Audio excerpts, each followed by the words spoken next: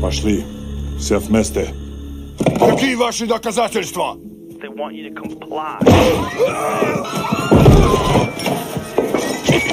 Cancel culture is about canceling. Кокаином. Up yours. Woke moralists. Up yours. This is systematic bullying that's happening. Woke moralists. Up yours. And they believe that they can then Woke shut us moralists. up. F around and find out. Up yours. Woke moralists. They seem animalistic is what I mean.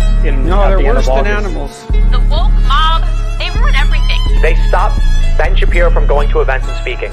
They stop Ann Coulter from doing it. I will never surrender even a single inch of ground to a pitchfork mob. You never cave to the mob. We will never bow to the mob. Ever. No matter what. Do you see the final expression of cancel culture in terrorist groups like Up yours.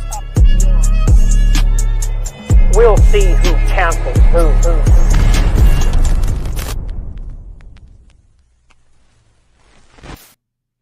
Hello, everybody. Hey, everyone. Hi. People in the chat talking about how we're like 10 minutes late. I'll take the blame for this one. It's my daughter's 5th birthday tomorrow. So tonight was her last night as a 4-year-old. And so I had to say, I had to that's do amazing. the whole bedtime. She's going to bed now, but I had to go in and say goodnight. That's so much more wholesome than anything I thought you were going to say. Yeah. So there you go. I love that. Yes. And I was taking a nap, so there's that. Well, How's your disease, David?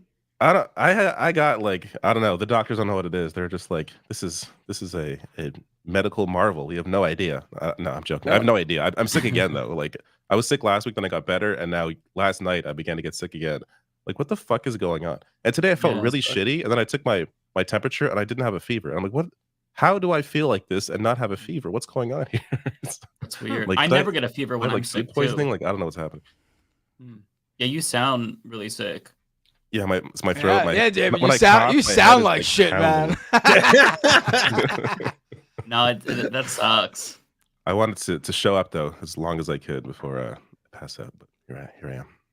Yeah, lots of audience members sent you well wishes last week. They were saying David get better, and yeah. Well, it didn't work, so fuck them. Yeah, try again. Try prayer next time, okay? Yeah, try prayer. Send more well wishes or more super chats to David. Thank you, everybody. That's very kind. So Yeah. we got some guests today, right? Or a guest today, right? We might. Kat Abu is supposed to come on the show, but she just messaged me to say that apparently all the Media Matters people want to go out together. All the Media Matters people who just got fired. Oh, If you don't okay. know, That makes sense. Kat Abu is one of the Media Matters reporters who was just part of the massive purge that just happened because Media Matters is downsizing due to a pretty contentious lawsuit from one Elon Musk, which has caused them to unfortunately have to fire a ton of their staff. And it really fucking sucks because Media Matters does really good work. They basically do what Libs of TikTok pretends to do. They just like upload clips of horrifying right wingers saying horrifying things, and then No, they don't do keep just. track I of think it. that's downplaying what they do. They do a lot of research into basically the far right. Yes, it involves clipping stuff and making sure you catch everything that's out there. But they do like legit like studies and stuff, which obviously Libs of TikTok does not do at all. She does nothing. In fact, she doesn't even look for this stuff anymore. Most of the stuff she posts just gets sent to her by her weird little fans. Mm-hmm. Yeah, Which is But why it she sucks so 'cause it's often like- posts. Which is why so often she posts fake and inaccurate stuff because she's not sourcing it herself. She's just posting whatever the fuck people send her. right. Take that as you but will, it sucks. audience. Because like Elon Musk is the guy who's always talking about free speech, but this lawsuit centers around an investigation they did where they found out that ads would be placed next to sometimes fascists with blue check marks, or some ads could appear next to Nazis or Nazi shit. And that's a real thing that happens on Twitter. Like your shit can appear next to Nazis. That's not like, it's not I don't think it was disingenuous reporting, and I just think Elon Musk has the resources to sue something like Media Matters into oblivion. And it's not. It's a legit report because it's true. It's factual. It happens. People have seen it. I mean, they're gonna win the actual court case in my estimation. But the question is, how much will Musk plot to extend this out for as long as possible to hurt them? Like, I don't think he thinks he's going to win this. This is what he wants. It seems like a slap suit to me. I mean, my hope is that they countersue or as part of the lawsuit, there is, Musk has to pay them for the costs of everything. It seems like something that seems, plausible that would be something Musk if he loses, has to end up doing. Mm-hmm. Yeah, there was an article in, I think, the Washington Post in 2017 about, Coca-Cola ads appearing before ISIS beheading videos on YouTube. And that led to the whole adpocalypse thing. YouTube or Google never sued, the reporters. They just demonetized all of us. It's absurd that, we're going with the whole shoot the messenger thing here. But I think this is just Elon Musk's attempt at shutting them down, because it's Elon Musk and he's a thin-skinned baby. He even he canceled a Tesla order for a journalist who criticized him before. So this is the person we're talking about here. And people are telling me to turn my mic up. I don't know what is going on with StreamYard.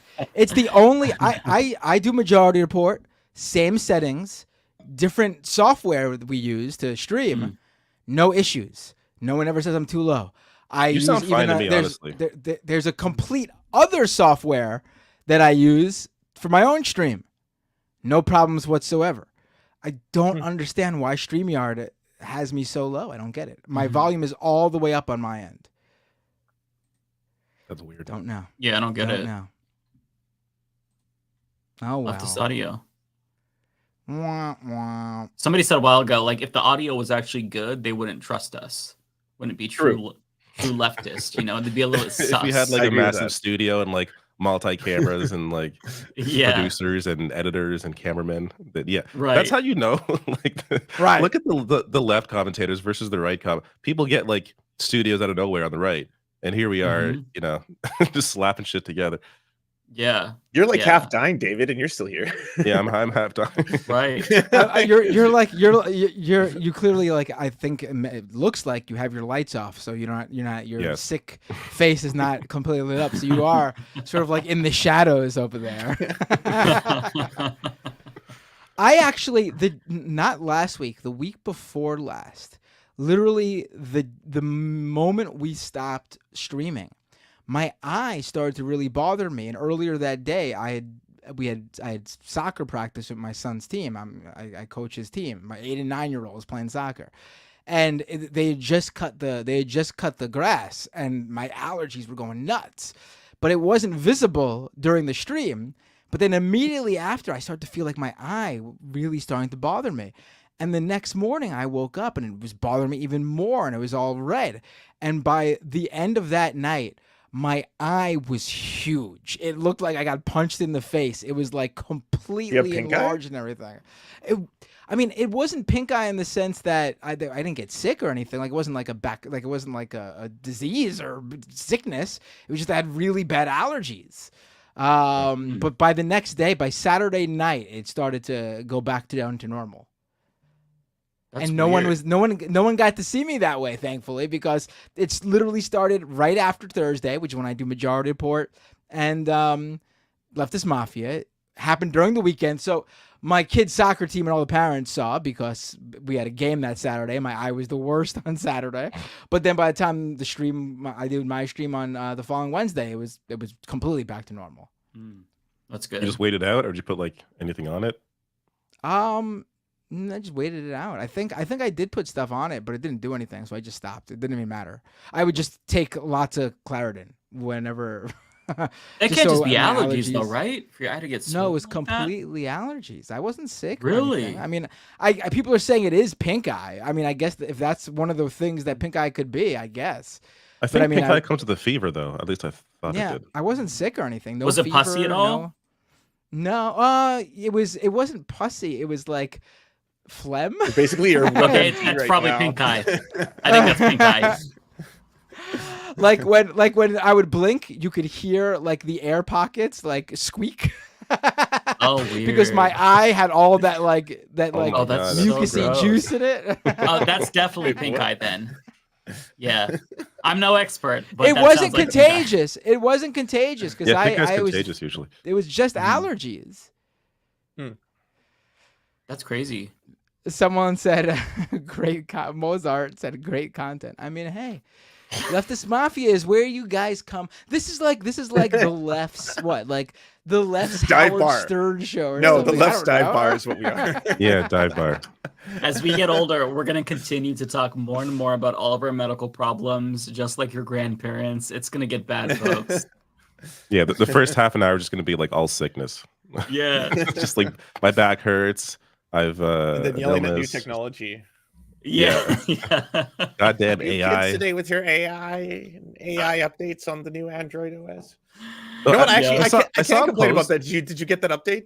If you get Android update with AI, they force it on you now. I've got like AI on my phone all the time. now. I have Actually, Apple. I am yeah. free. same. Free for I don't know how long. I know they're gonna have Yeah, new Apple's phones. definitely rolling out, introducing yeah. AI into it. They're just a little bit behind Android. I actually have not, because I guess I use Google Workspace. I have one of those legacy accounts for like a custom domain, so it's not.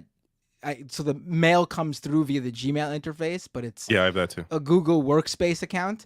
So I usually get stuff like they usually roll things out to us way after they roll it to like the free Gmail users and everything.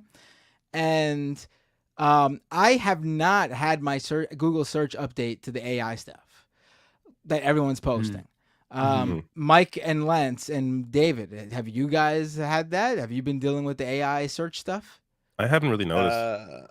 Yeah, I don't. Well, you would notice. It would be right up top for I Google know. search. Oh Yeah, yeah, no, so I've in noticed Canada, I it. don't think they rolled it out yet. Yep. I've seen dealing all with the disasters. I've seen people look up like, hey, how do I take how do I get rid of like a food stain in my blah blah blah, and it'll be like, you should apply glue, and you're like, what? Oh no, that wasn't. No, it wasn't even a fruit. No, even worse. What? How can I make? I'm making pizza. How could I make sure the cheese sticks? You can apply a thin layer of non-toxic Elmer's glue to attach the cheese to the. What the hell? And then, it checks out. I mean, that would make it because soft. it's just It would be gooey. it's just it's training. The data set is completely because they're working with they're working with Reddit and shit, and so Reddit commenters post Right. whatever to be funny, and this shit doesn't understand. It doesn't understand shit. It's just pulling It doesn't know stuff and humor. seeing. Yeah, for example, Ben Collins, who now runs The Onion, he posted a great example. He asked Google, how many rocks should I eat each day?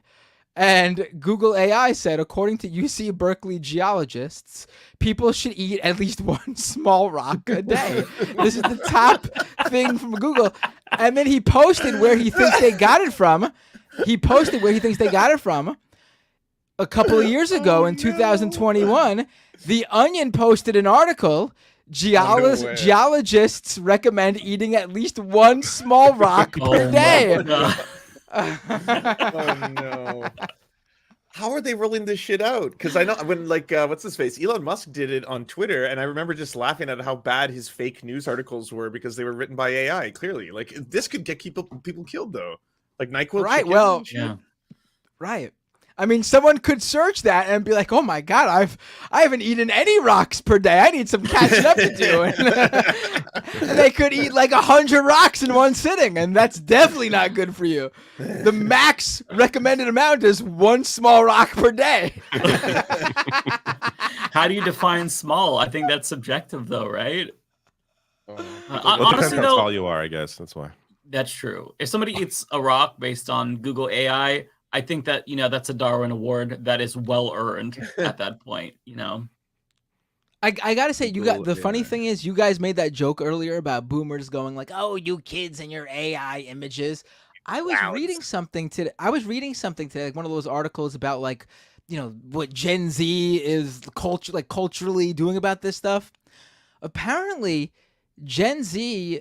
This is obviously not everybody, but there are pockets, influential Gen Z pockets on the internet who have dubbed AI images boomer images because they view them as horrible art that only fool boomers on Facebook. So it's actually the opposite. Gen Z apparently. Boomer art. Yeah, boomer art. So Gen Z is mocking this shit. So it's not even like, oh, you kids and your AI art. No, it's more like, Grandma, no, that's not a picture of Oprah Winfrey chowing down on the 1 rock per day she's supposed to be eating. That's a fake image, Grandma. Don't be eating rocks because that picture of Oprah is doing it. Oh my God. I have family members that would straight up eat rocks if Google told them to. So this is concerning for sure. They respond to text messages where it's like, here's when you want to get your tax credit, enter your bank information here. I get those texts all the time where it's just like they're fake texts. They're obviously scam texts, but it's like it's for taxes, for other shit. Just like most of my text feed now is like is random scams sending me messages, links to click. Right. And I feel that shit could get a lot of people. Like, oh yeah. Oh, the reason they do it is because the reason you're getting those is because it works. Like if it didn't work, they would move on to a different strategy. Yeah. Another guest who's supposed to pop out today is going to CapriSunnPapi, is the organizer of the Tiltify Creators for Palestine fundraiser that you might have seen a ton of people doing. Oh, nice. Like Smosh Games and Hassan Piker and all of that. They've already fundraised over $600,000, which is pretty cool. Wow. So he's going to pop on at some point just to explain. Hell yeah. Yeah. No, that's awesome. Yeah, so what happened this week? There was quite a bit. Do you want, being that we've been talking about AI, do you want to just jump into the OpenAI Scarlett Johansson drama? I covered that on Scam Economy this week. I did it in the live stream. I was covering that yesterday, and the chat was filled with people who were like, "She's terrible. She like promotes SodaStream. She's a Zionist." Yeah, she really? I was like, okay, I'll look up that, but that's separate from what we're talking about right now. All that can be She true. can be a horrifying person. Also, she's married to the guy who did the nerd prom. What is it called?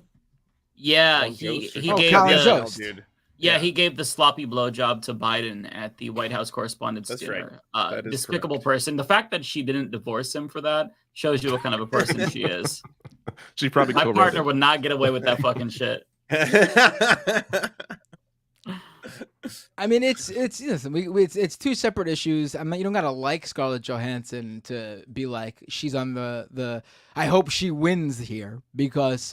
In this case, she is an extremely famous, moneyed movie star who OpenAI did to her what they're doing to everybody else. Yeah. And she's fighting back and made them take down the voice. So basically, a couple weeks ago, OpenAI announced a new AI voice assistant feature for their ChatGPT AI chatbot. And, I was listening to it and I was like, oh, this definitely is probably the best of the voice assistants by the major companies out there. Like Google's Home Assistant sucks, Siri sucks, Amazon's Alexa sucks. I mean, this one sounds conversational. Again, that's the most these things can do. Sound conversational. Don't trust the content of what they say. Right now, the impressive thing is like, oh, if they can say something with emotion in their voice, I guess that's pretty cool. But also, it was very clear that they were trying to like mimic Scarlett Johansson's voice from the Spike Jonze film, Her, where Scarlett Johansson plays an AI voice assistant who Joaquin Phoenix sort of falls in love with. And so they released this voice. Everyone's talking about how much it sounds like Scarlett Johansson. OpenAI claims, seemingly out of the blue, without any sort of prompting, that no, this is not, like in a announcement on their website, no, this is not Scarlett Johansson. We got a voice actress. For privacy reasons, we can't share who she is, but we had got a voice actress, and it's not Scarlett Johansson. And they're saying this just days after that demo, that event where they unveiled this AI voice assistant that sounds like Scarlett Johansson. And during that demo, OpenAI CEO and founder Sam Altman, he tweets out her, just the word her, the name of the movie where Scarlett Johansson plays the AI voice assistant. And then a few days after OpenAI posts that seemingly out of the blue, you know, when you me wearing a shirt saying this is not Scarlett Johansson's voice certainly has people asking if this is Scarlett Johansson's voice.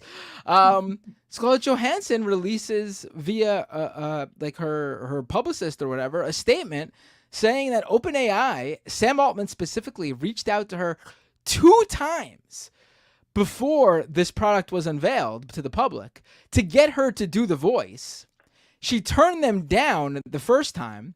The second time, they reached out just days before the event, and she never even got a chance to get back to them before they released the voice. She said that everyone's telling her that it sounds like her, and so she sent a cease and desist and is demanding to know how this voice was created, because while they claim they have found the only actor in the world who doesn't want people to know who they are, you know, actors famously don't want their name in credits. Again, I guess there are bad movies out there where actors don't want their name, and that's when you see like Alan Smithy or whatever it is in the credits. But they claim they hired an actress, a voice actress. There is strong insinuation from speculation, I should say, from people that they actually just trained their system on Scarlett Johansson's voice. If you listen to the voice, there are moments where you can plausibly maybe say this maybe wasn't Scarlett Johansson if OpenAI wasn't out there going like, yeah, this is her, definitely, this is Scarlett Johansson. But also, there's a lot of times where it sounds a lot like her. Yeah, like, I have again, there's a clip here of her reading the statement, or I should say the AI reading the statement with the voice, and I think it sounds like her. I think so too. Yeah, it's pretty uncanny. I feel like she does have a good case here. 1 sec. This is a new computer, so I have to go to my settings and change everything. Here, I'll link to it someone else bring this up. I can bring it up. Yeah. All right, so while you're saying that, we should also say that in an interview in September, Sam Altman was asked about what his favorite movie about artificial intelligence was. And he immediately said Her. And he went on about how Her actually totally inspired his vision for OpenAI. So, I mean, I don't think it gets any more obvious than that. On top of that, it seems like he completely misunderstands what the purpose of the movie was. Anyone who watched that movie shouldn't be walking away going, oh man, I would love for this to be the future. I've never seen that movie. I kind of am interested now. Oh, I wanted to give a spoiler. All right, I won't spoil it. Oh, go ahead. I'll forget it by the time I watch it. No, it's fine. It's fine. Okay, it's not entirely critical, but this is a spoiler for the film Her. But it's just the fact that like she ends up leaving him because she just wants to go and be conscious with other artificial intelligence or other conscious like digital whatevers that are just well beyond anything we could offer as humans in terms of conversation or intellect. And then it's like it's all sad because even his digital fake girlfriend dumps him. Like I just don't know why you watch that movie and be like, I want that. I want to make that. She'll leave me good. All right, I have the video. Let me make sure okay. Last September, I received an offer from Sam Altman, who wanted to hire me to voice the current ChatGPT 4.0 system. He told me that he felt that by my voicing the system, I could bridge the gap between tech companies and creatives and help consumers to feel comfortable with the seismic shift concerning humans and AI. He said he felt that my voice would be comforting to people. After much consideration, and for personal reasons, I declined the offer. 9 months later, my friends, family, and the general public all noted how much the newest system named Sky sounded like me.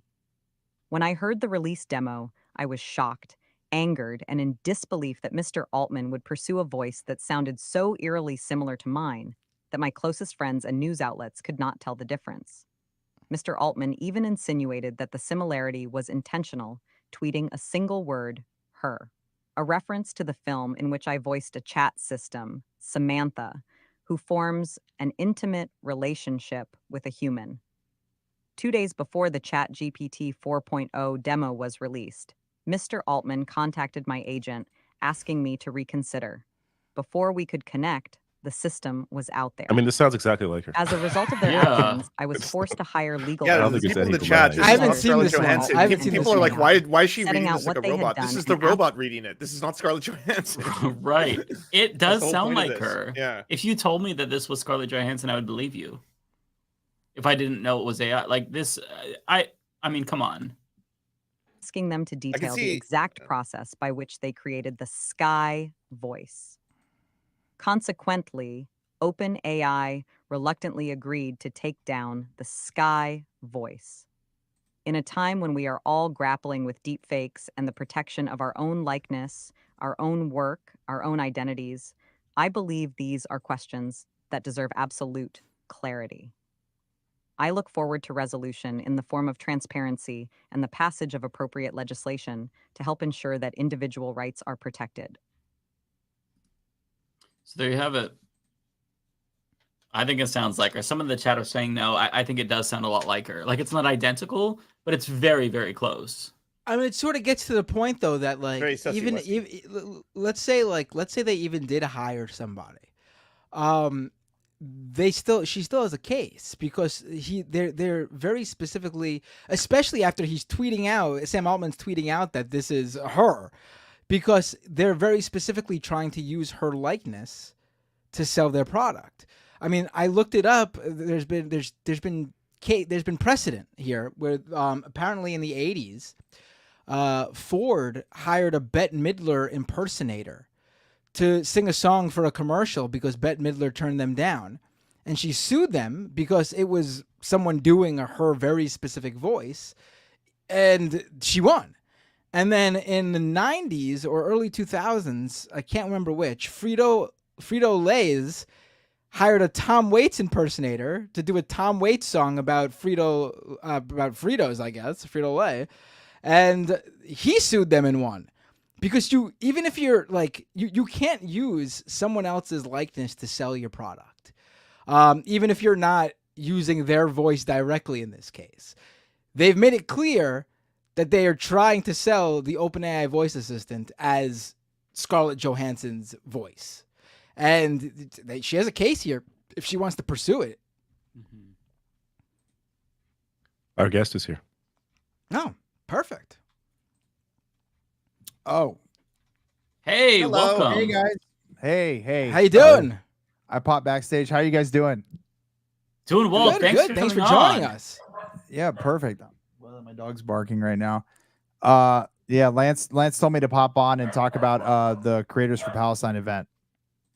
Awesome, Yes. perfect. But also introduce yourself and plug all your things. And Yeah.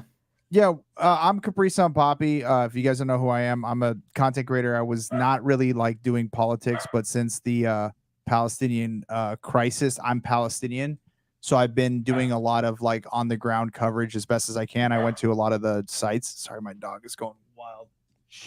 I've been to a lot of the encampments and streaming it. I'm a Twitch streamer, so I've been streaming for a couple of years now, and then basically got into doing politics basically because I think I'm the only political streamer Palestinian streamer that I know who's been kind of doing this a lot. There's a couple others, and I'm also a Christian Palestinian, which is kind of a foil to a lot of the not religious but Christian Palestinian, which is a lot of the foil to a lot of the negative arguments about the crisis. So right. I did an event a couple months ago where we raised a bunch of money for the cause with like 100 creators, and then now we're kind of doing it again on a bigger scale. So it's been cool. It's funny going from not doing like leftist commentary stuff to doing it, and it's the world that I've entered into is hell. Right, yeah. I was like telling Lance at the beginning, I was like, this sucks, dude. I don't want to do this shit. I was like, everyone knows CapriSun used to do kind of like, what would you say, like Mr. Beast style content? Like, like Mr. Beast, just like fucking troll shit. And then I went from doing that to being like the face of the fucking movement on the internet. And everyone's like, I don't know any Palestinians, but I know this guy and he sucks. And they're just like attaching me. So I've been outside of content creation. I've been involved in a lot of organizations that have raised money for Gaza. Like I'm friends with the founders of PCRF, and then they started a new org called Heal Palestine and stuff. So it was just one of those things where people were like, who the fuck are you? Like, how do you know about this shit? And I was like, there was like a post 7 days before, especially for me not to post politics. There was a post 7 days before October 7th where I was at a fundraiser with for Palestine, Shireen Abu Akleh's, like the lady who pulled her when she got shot. I was there like listening to her story, and they were raising money for Palestine. And it was like, at the time I was like, you know, it's like one of those things you just get used to it, you know, like as an Arab, you're just like around that shit all the time. So you kind of get used to it. But yeah, man, it's wild. It's wild going from that to it's wild, like opening up the doors to the craziness that is leftist internet stuff, you know, because, you know, like every 5 minutes I get a new racist tweet at me, which is funny. They're really creative. They're really good. Some of them are fire, you know. So, but yeah, we're doing an event. I think Lance is a part of it. I don't know if you guys are a part of it as well, but it's called Creators for Palestine, and there's a live stream on the 30th. And basically, we have Smosh as part of it. We have the Try Guys as part of it. We're going to be doing it in their studios. It's going to be a live event where we raise money. The goal is to get $1 million. Hassan is one of the named people. Curtis Connor, Chad. I mean, there's so many big names. It's like every major. It started with like commentary YouTubers, and now it's kind of like gone out into like more and more. So yeah, Lance hit me up. He's like, "Hey, come and talk about this." But it's been really cool. It's been a lot of organizing and meeting, and yeah, man, it's been a good time. So just wanted to come in and talk about it. And yeah, you're also being pretty humble. It's raised over $666,000 so far. Yeah, that's incredible. Like unreal. It's an insane. Yeah, I did this event by myself in the beginning, and it was just me and it was 100 other like small creators, and we raised at the time like no big creator wanted to touch it, right? And we raised like 50K in a week, which was cool because I was like, oh, it's just me and a couple, like, and all our small creator friends. And now it's like we're doing the same event but with like all these major people, and we're trying to cross the 1 million. So that's the goal. So yeah, it's me, and there's Hassan Kadir, who's the Mickey Mouse, if you ever seen him on TikTok, and Chad, and so many other people are running this organization. It's been awesome. So, but yeah, it's crazy stuff. But yeah, I don't know what else to say about it, but it's just been a lot of work. I was curious because you said that no bigger creators really wanted to touch this. How'd you get them involved? Because you have people like Smosh, Try Guys. They're not very political. So, you know, to get them to come on board to something like this, they're making a statement. And a really important one, by the way. How'd you convince them, or did they reach out to you? How'd that work? Because I think this is really good to see. I think a lot of people, honestly, like as a Palestinian person myself, it's crazy because I would have never thought there would be any major creator touching this shit with a 10-foot pole. You know, like there's like, I mean, like half the fucking people on the left don't even like us, you know? So like, it's like, it's literally one of those things where it's just like, for me, I was like telling them in the group, I'm like, dude, you don't have any idea, like the kids that like grew up like me, where I was watching YouTube, to be like, I know, like, oh, I love this creator, but these people probably want me dead. You know, these people are probably Zionists, but I still really like this movie. I'm going to watch it. But like, you know, it's one of those things where a lot of them reached out to us. A lot of people have connections with people. So once you got like the bigger creators to sign on, like I wasn't involved in the beginning, but I got brought in because I had the connections with the organizations. So I was like, hey, we should probably do this, this, and this. And then I got reached out to because they knew I had the connections. And I had just posted an interview with the owner of or the founders of PCRF, because they're family friends of mine, and they reached out. So then people started to get brought in, and then people, as you see like the bigger names, it just attracted people. So once like the couple big names signed on, it was like, I think the first couple were like Chad, Hassan, Jarvis, and Curtis Connor. And there's more. I'm probably totally blanking on the other ones, and I'm sorry if I'm missing anyone. But as those big names came on and like took the first step, other people joined, you know, and now people are reaching out to us. So like we have the event, it's going to be like a Smosh and Try Guys X, and then we're bringing in all the other big names to the studio to be able to do that. And it's crazy that they reached out, because this is basically making a political statement. You know, there's a lot of creators that don't want to touch this with a 10-foot pole, but I think that once the ball started rolling on TikTok, it just basically like it's either get out of the way. You know, I was like tweeting, I'm like, either you're with us, you're against us at this point. Like you have two choices, because, you know, the issue with this crisis, and I think a lot of creators are starting to realize it, but they didn't get it at the beginning, is that if you're like, I was one of the first, like, that was non-political to stick my neck out. My brother was too. You just got eaten alive. And the reason why it's so important for all of us to talk is that it's a disinformation campaign run by a government and run by the State Department against the American populace. So if every single creator is talking, they can't shut us all up, you know? So it's important that not just leftists who've already been like, you know, like suppressed and targeted and harassed and all that, but like if everyone got involved, what are they going to do? They're going to stop us all. They're going to take down the whole commentary YouTube division. I mean, what are they going to do? So yeah, as the ball got rolling, more people joined, and it was great. It's crazy to see. I would never think in my lifetime I would see something like that. Yeah, I think that this is going to be really impactful in the long term, because a lot of young people don't even know about what's happening. Like, I've seen some TikTok creators that I follow, like smaller TikTok creators that are in like different communities. They got pressure from their audiences for not saying anything. And so, you see these TikToks about how, look, I'm really sorry. I didn't know where Gaza was on the map. So I started by just Googling it. And this is what I've come to realize. And to see that, I think is really important, because everybody's kind of feeling the pressure, and they should, because this is one of those moments where you're going to look back and you're going to feel really foolish if you don't speak out. But I think that is going to encourage the viewers who are apolitical to understand that this isn't just like a typical news story that you hear and you can, put aside. Like, something massive is happening right now this is going to be in the history books. So you all have to pay attention. So the hope that I get from that is seeing like these apolitical YouTubers come together and make this a radicalizing moment for their audiences. I think it's a radicalizing moment for people who were already paying attention. Like, I feel like I'm more radical after this entire 8 months, just even though I've been following it. Yeah. Yeah. Absolutely. Yeah, exactly. So, I mean, like, to see people get involved, I think that long term, it's going to be so important, because if young people aren't buying into the propaganda, then the typical tactics just aren't going to work, and it's already not working. So I do feel a little bit of hope, or I'm cautiously optimistic about that. Although, we're going up against very powerful forces here. Yeah, it's the first time ever in my entire life that, number one, people knew where Palestine was, and number two, that people are on the side of Palestine. You know, like, I think before 8 months ago, we went to I went to a creator party. This is like in LA. This is like leftists, right? In LA, the most liberal people ever. And I talked to a bunch of guys, and a guy goes, where are you from? And I'm like, oh, I'm Palestinian. Like, it was me and my friend who was Jewish, and we like walk into a group of a bunch of Jewish guys. So I fit right in. I'm fucking Arab. I look the same. So like, they're like, oh, you're Jewish. Where are you from? I was like, I'm Palestinian. The guy goes, we're good, right? Like, are we going to get in a fight? Like, are we good? And I was like, what the fuck? Like, I'm like, well, no, I'm going to Allahu Akbar right here, dog. But I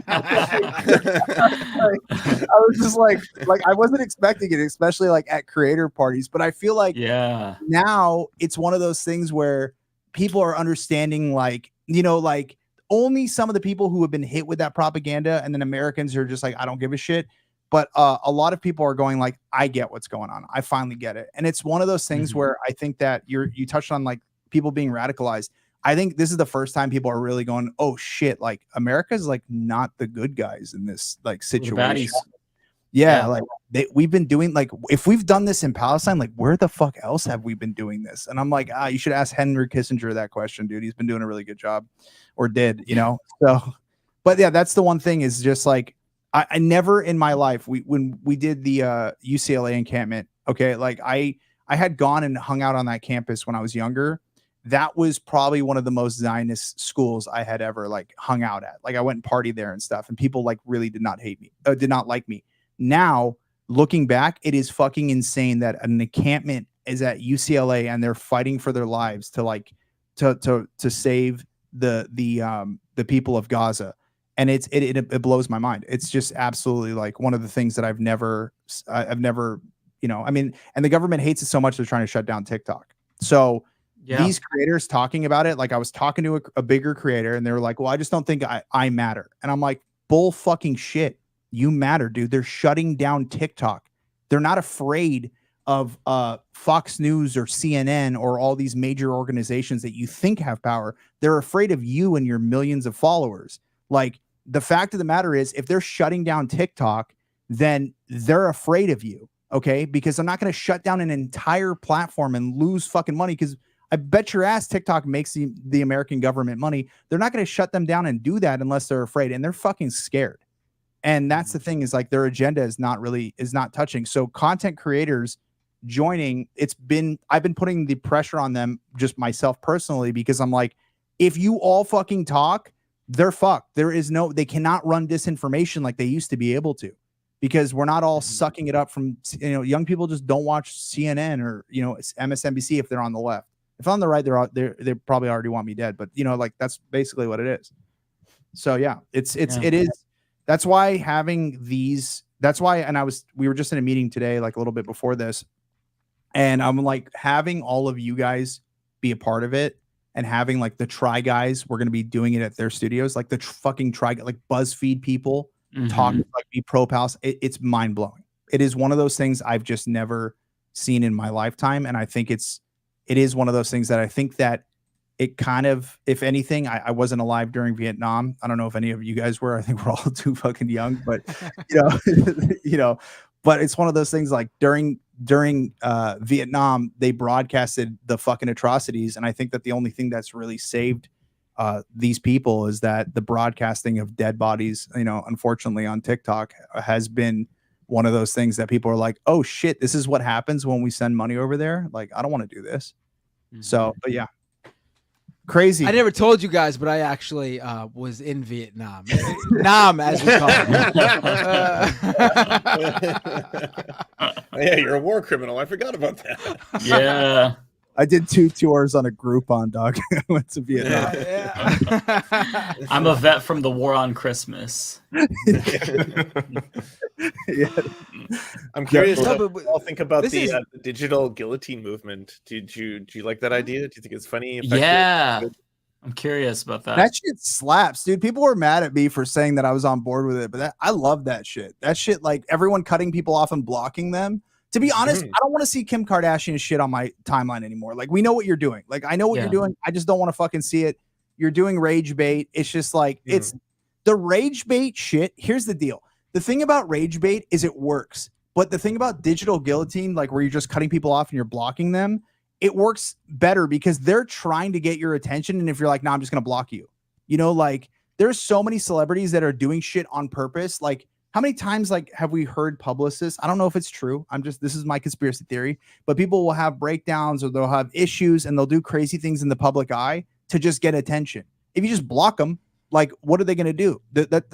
So I think that it scared the shit out of celebrities because everyone's like, this is really messed up. Like, there's issues with it. There's purity testing. Like, someone was trying to block Hassan the other day. And they were like, this guy hasn't been talking about it enough. And I'm like, bro, what the fuck is going on? That sounds like a troll to me. I don't know. It was a whole TikTok. Someone was like, he's not joining the olive one. He's doing something else. We need to block him. I'm like, bro, what universe are we in right now? Like, we're not like, if you said free Palestine once, that's enough. Like, that's all you need to do. Just do it once. Like, but when these, look, I'm going to be honest, this is a behind the scenes thing. There's a lot of fucking creators scared. There's a lot of them scared. Oh, I bet. And they're not saying it publicly. I'm talking to them and they're like, what do I like? It's just like white people shit when they DM me, like, what do I need to say to make these people happy? I'm like, just say free Palestine, dude. Like, but I mean, to your point, a couple of years ago, if you were doing the same kind of stuff, people would be labeling you as a terrorist, right? Yeah. Or they would say that you're like anti-Semitic, or you're doing this because you hate Jewish people, or you just support Hamas or stuff like that. So that's like that it's not working anymore, which is nice, or at least it's not working as effectively. No, and that's the thing is like you have to understand, like it's one of those things where just my existence alone is anti-Semitic. Like I was talking to my friend who went to he did his birthright. He did this like long post about like how birthright was like bad and all these things. But he was like, dude, I was taught that like you just saying you're Palestinian is anti-Semitic, and it's like, the fuck does that have to do with anything? Also, what, like the other thing is like, okay, they're like, Muslims want us dead. I'm like, okay, I'm Christian. They're like, and then their brains would explode. They're like, wait, what? And I'm like, no, dude, like What do you think? Dude, my mom went to fucking West Bank a month before this happened, and she was just drinking and partying. And people were like, wait, there's bars there? I'm like, yeah, there's fucking bars there. It's just normal society. So it's one of those things where like, it's just like, it's not being as effective. I mean, like I still have people that I'm trying not to dox myself, but I was in school. I was in a graduate program, and there was a dude in the program who went around and told people, I didn't meet him, I didn't talk to him, nothing of the sort, but told people we hate each other, okay? Because he was Jewish. I think he just had done birthright. And I was like, and I didn't know him. I'm like, why do we hate each other? And someone's like, you don't want him to exist. And I'm like, what the fuck are you talking about? They're like, well, you're Palestinian. I never even engaged with this guy. I think I talked to him and invited him to go to Lebanon one time. And I was like, dude, the clubs in Lebanon slap, like, who cares if you're Jewish or whatever? I didn't fucking think of it, And then he was like, this guy wants me dead, blah, blah. That's how bad it was. That was like 8-9 years ago. That's how bad it was. Dating myself right now. But that was like, 8-9 years ago. That's how bad it was. Where just my existence alone was anti-Semitic. And now it's like, people get it. People are like, oh, I understand what's going on. This is bullshit. Yeah. I mean, that it's bad when, I understand that like the creators are afraid and they fight the fear, but like celebrities won't even speak out.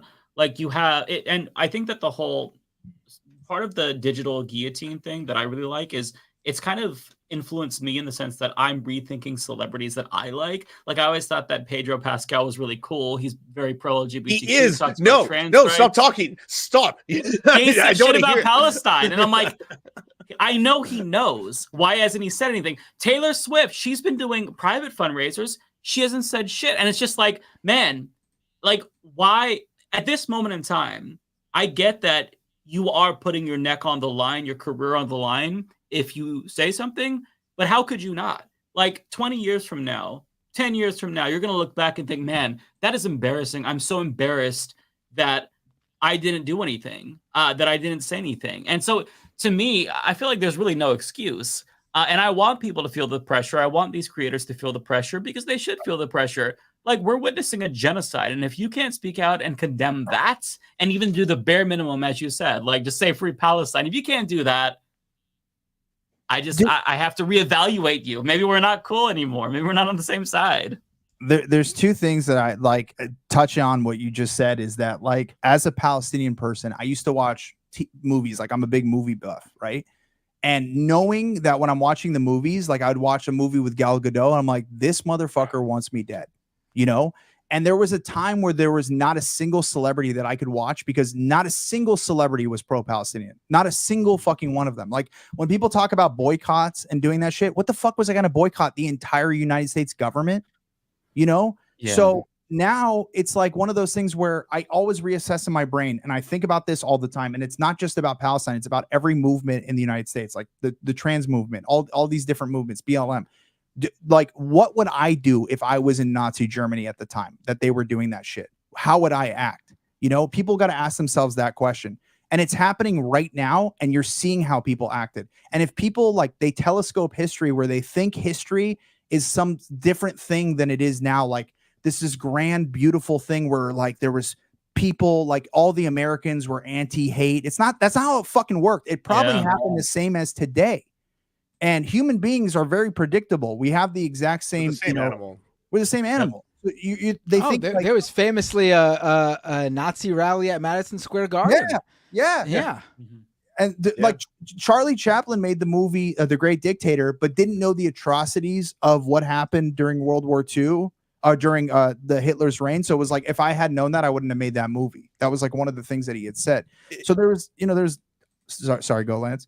What I was going to say, it also gives people the ability to try and separate themselves from how fucked up their own countries are, right? Because like I don't think a lot of people know that Hitler actually modeled a lot of their systems that they used in the Holocaust off some of the residential systems that the indigenous people were suffering by in Canada, and like saw that and saw how effective they were, and we're like, let's do that, let's do these horrifying things. Like we often like to separate ourselves and think that the bad guys were the Nazis in World War II, they were defeated, and that defeated Nazism, and that it's over and we've moved on, and now we won't repeat the same mistakes because Nazis Nazis don't exist anymore. But it's like we're the exact same animals, right? We do the same shit just over and over to different groups, different people.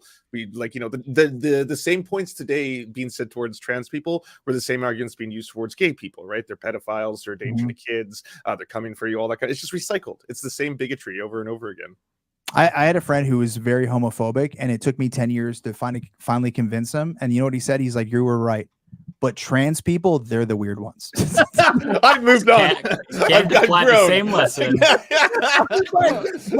You just replace one with the other. Yeah. No homo, by the way. Hey, no homo, okay? But Yeah. They're okay. They're cool. They're God. cool, right? I was Okay, like, shit, all right, bro. I'm like, I can't. I'm not doing another 10 years of this shit. Just eat shit. Wait a decade for you to be cool. I was like, I'm not doing it again, dog. But that's the whole thing. Is it goes in a cycle, and it's like one of those things where it's like the Nazis just didn't go anywhere. They just went to the fucking corners of the internet and Trump rallies and shit. You know, like they're still here. So that's the thing about this is that it is gross. Like one thing that really fucking grosses me out is how I think I met you, Lance, like at the beginning of this stuff, right? How long I've been bitching and how many people were like this in the regular content creator space were like this. And these same people, when the trans movement was happening, they were like, yeah, fuck yeah, trans people, we're on your side, we're fucking down for the cause, blah blah. I'm like, yeah, but like this Gaza stuff, and they're like, it's really complicated. There's like a lot of history, complicated. I don't really have the tools to just like it's not complicated. You see that there's children being blown up. It doesn't matter who's blowing them up. Just stop it. Let's just like ceasefire. Like, how about we'll start there, you know? And now it's like a lot of people are starting to understand that like obviously a ceasefire isn't enough. It really isn't, because what it's going to end up doing, they're going to do the same shit that they've done to us for 20 years. Now they're doing it in fucking Jenin, right? They're invading in Jenin. I've got cousins in the West Bank. My editor was in Gaza. So it's one of those things where it's not going to stop. However, we have the pressure now, and I don't think we're ever really going to get this much eyes on us in the future. So this is the time for this shit to end. This is the apartheid South Africa stuff that needs to end, you know? So, you know, and there's a lot of things, like even in the Arab community, man, like I've been in the community, a lot of people wanted a 2-state solution. And now you see a lot of them, they're like, no, that's not going to happen. Like we need one state. They were like, where do you go? Like when they went to Palestine, they're like, what's the 2-state? You're going to drive between, like you have to drive between a road to another road. And then you're going through Israel to get out. Like, they're like, this is ridiculous. Yeah. Like it's fucking insane, you know?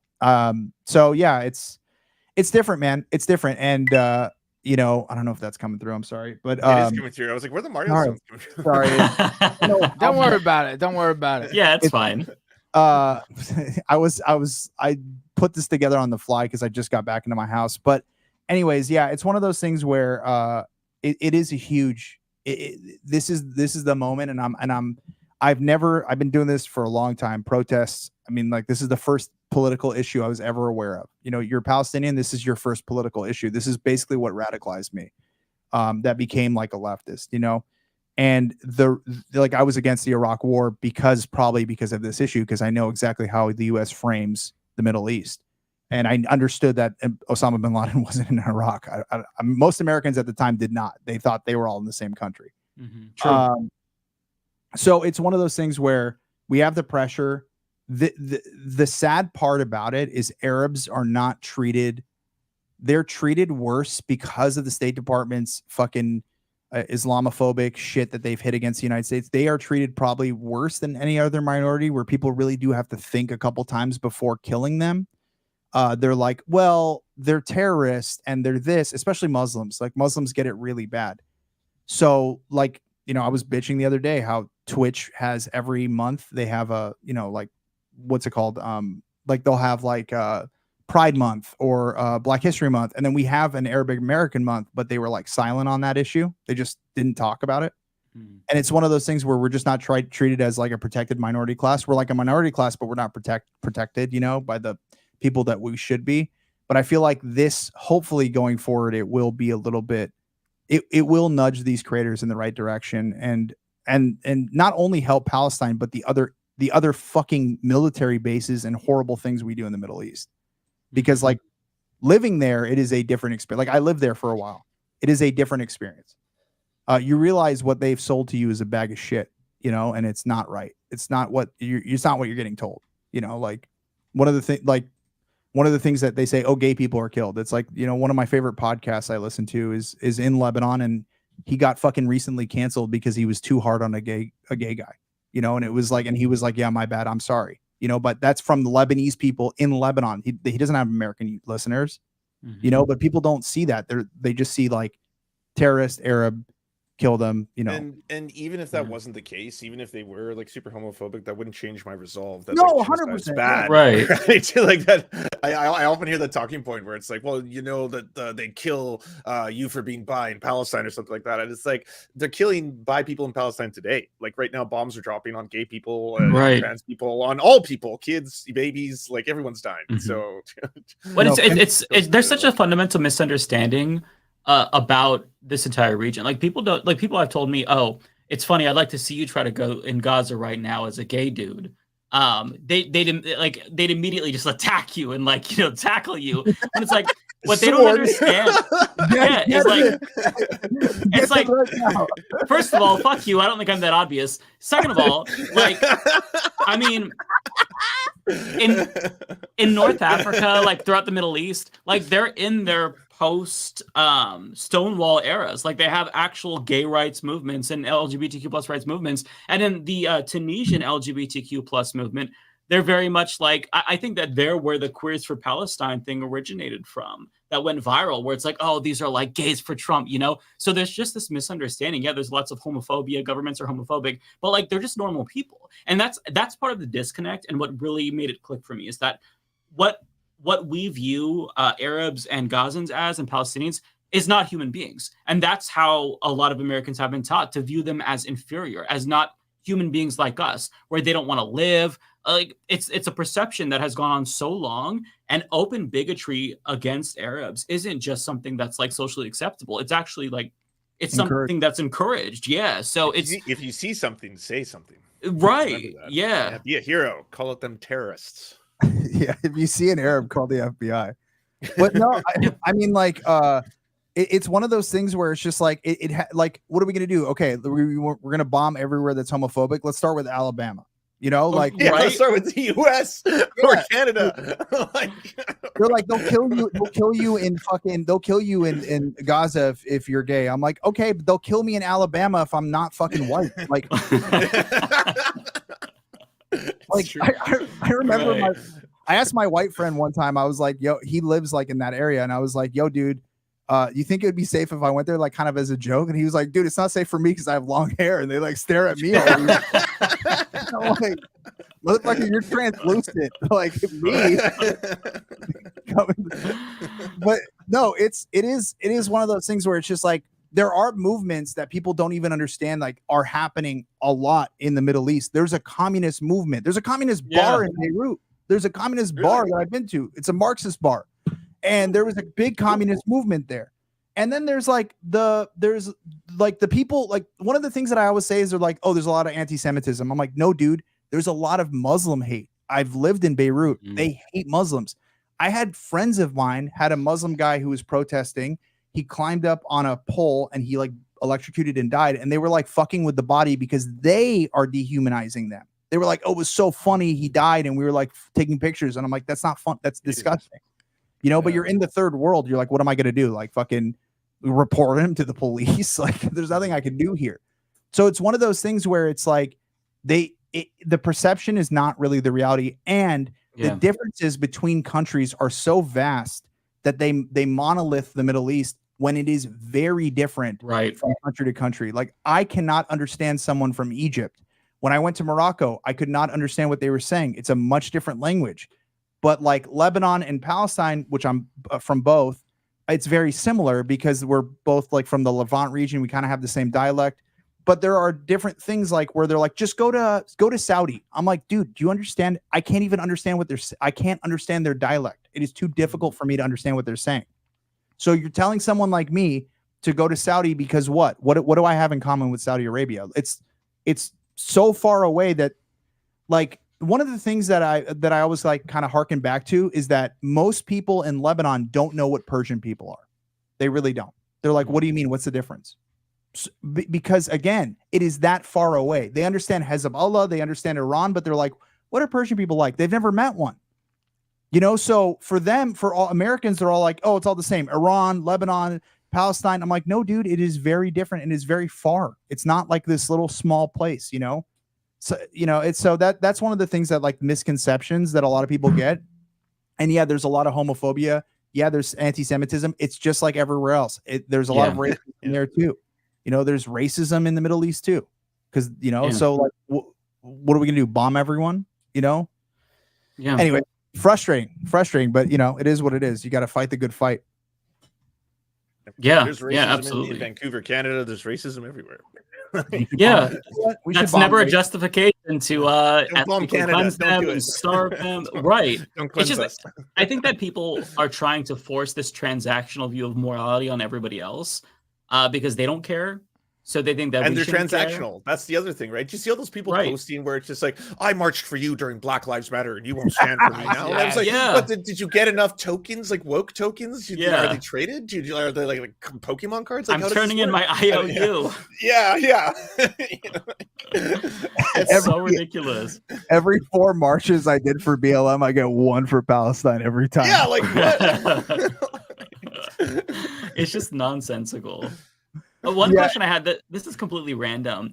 So I don't know anything about the Try Guys in their studio. So if they're doing like an in-studio event, like you've got to get performers, and in particular MC Abdul. I'm trying to plug him whenever I can. He's a Gazan rapper, and he's like 15 years old, and he's incredible. Is he in Gaza right now? No, he's out. His family's out, right? Yeah. But he's got that viral video where he's doing a bunch of rhymes in front of rubble and stuff. He's good. Yeah, though. it's called Shouting at the Wall. That video. Yeah, that's very young, amazing. So I'm trying to plug him because if you just listen to his songs, you'll get a history lesson. And it's sad because a kid shouldn't know all this and have these experiences, but he's very sharp. And I think that people find like things resonate with people differently. So like reading a book or watching a YouTube video isn't going to work for everybody, but listening to a song might make it click for them. So that's why I'm trying to like push as much educational things as I can. So that way, hey, maybe the song will click with your mom or something like that, because you don't know. You've got to try different things. 15 seconds of it, I think. We have a meeting tomorrow. I'm gonna bring it in and talk about it, because it is one of those things where what I've been trying to do is get as much, like, again, it's as much as you can. It's a shotgun effect. What's gonna change someone's mind, Yeah. And I try my best, like, to do what I can. Like I did an interview with the PCRF, and then it was an impromptu thing that there was a kid there that had lost his leg, and I was talking to him just in Arabic to be like, hey, this is just a normal kid. This is unfortunately the X comments were fantastic. How those go. Okay. So Nazis everywhere. Terrorist kid is my favorite. I'm like, yeah, dude. Terrorist kid. Wow. They started. That'll fill the hole in your heart. Good job. No, that'd be great. I'll look into that. What we're trying to do is, for one, we're trying to figure out what to do, and then we're trying to see if we want to have people call in, or we want the charities to talk, or we want to see the people on the ground. I think that the number one thing is, like what you touched on, is like humanizing. Like the number one, it's always about humanizing Palestinians. It's always about like talking to them. I think that the one thing that people have been doing poorly in this entire like all these creators talking about it, is not enough Palestinians have been brought up. What they tend to do is they bring up Jewish voices to be like, oh, these are Jewish people that don't say it's anti-Semitic, but they lack the Palestinian voices to be like, hey, you also need to talk. You need to talk to Palestinians. Like there's those 2 kids that, have you ever seen, they vlog their day in Gaza? Every day they'll like vlog what's going on, and they do like these really cute TikToks.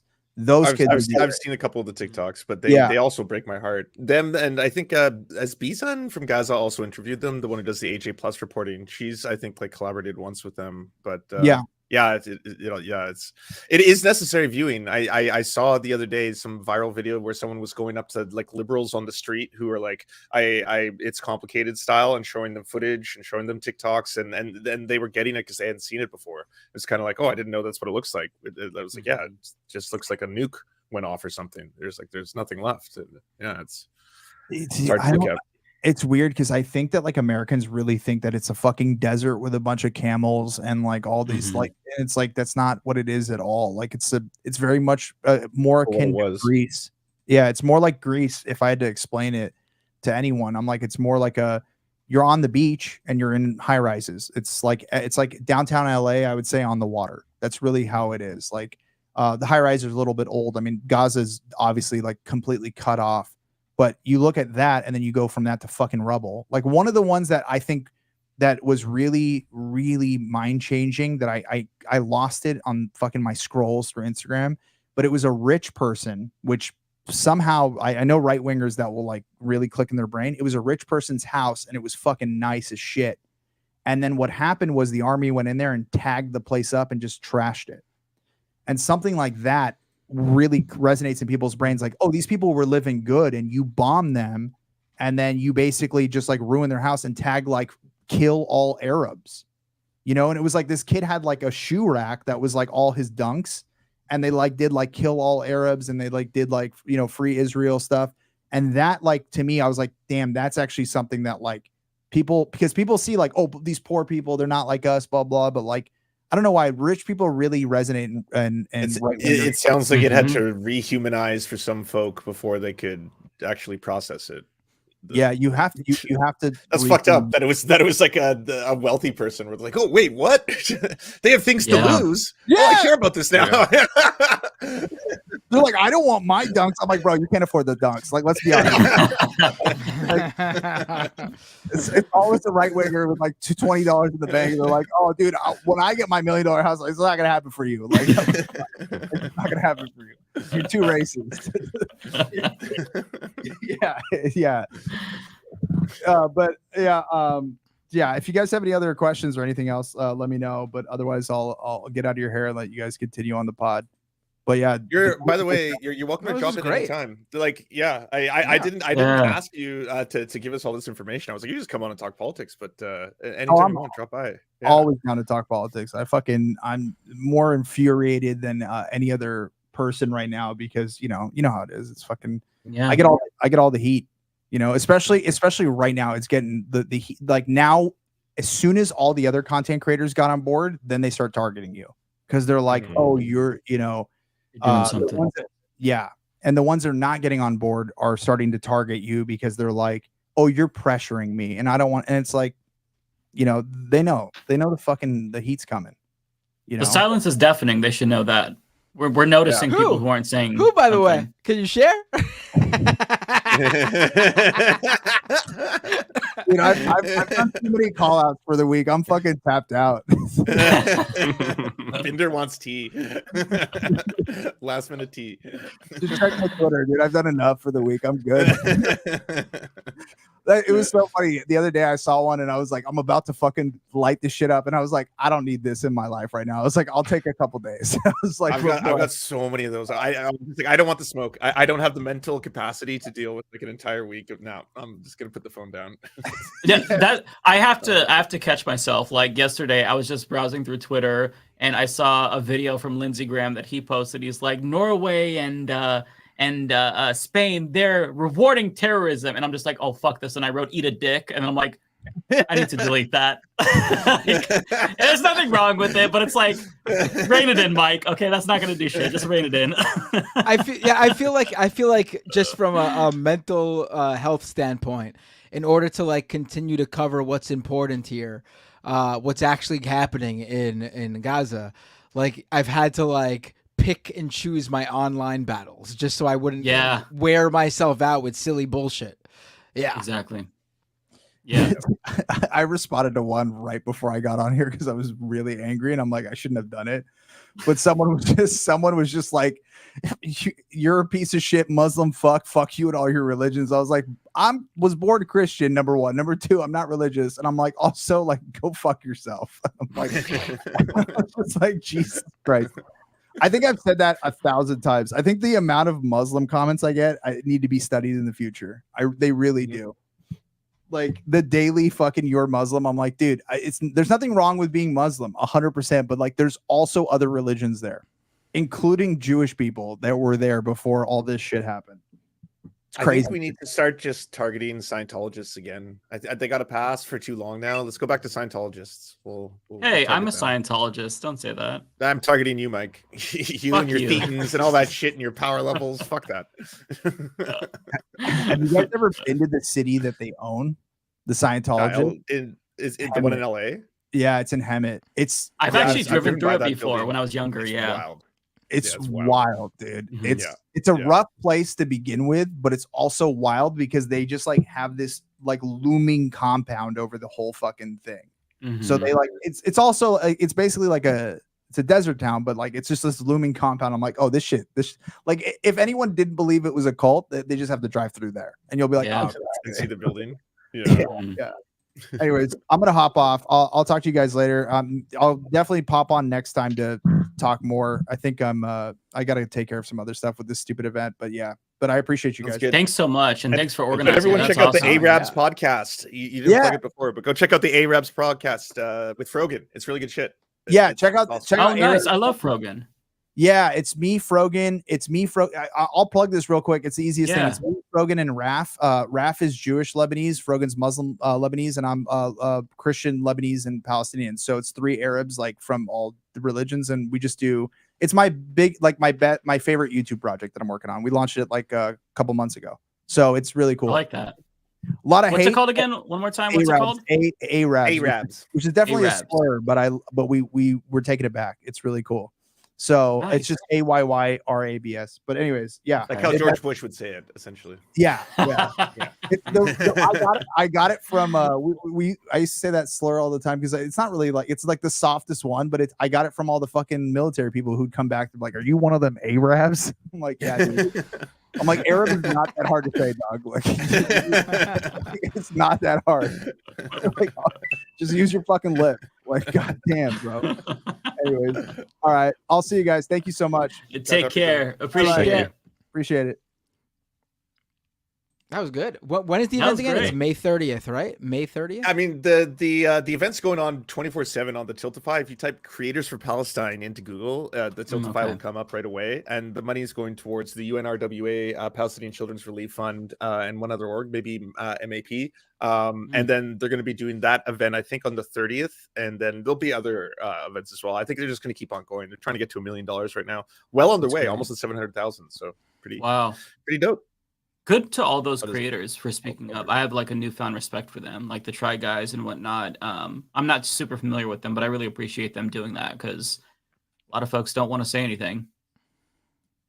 Yeah, and I saw someone in the comments earlier mention, why does everyone need an opinion? It's if you have a platform and you have the ability to reach people who are especially apolitical, like, you know, if you're like the Try Guys, for example, like you're not a political outlet, that it's even more important for you to speak on this because you have the ability to change more minds and educate more people and add to the movement and voices that are trying to address this crisis.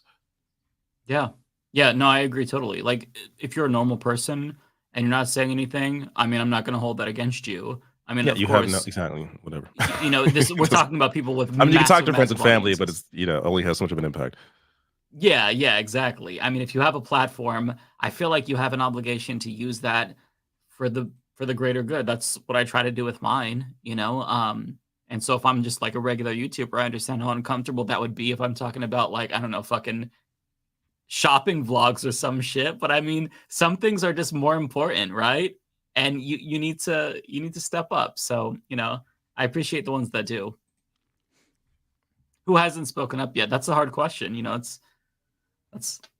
that's very difficult to trace, especially because I'm a boomer and I don't track a lot of the newer influencers and stuff. But yeah, I don't know half these people, more than half of them. But there are even some political, some liberal YouTubers that barely, if ever, touch this issue.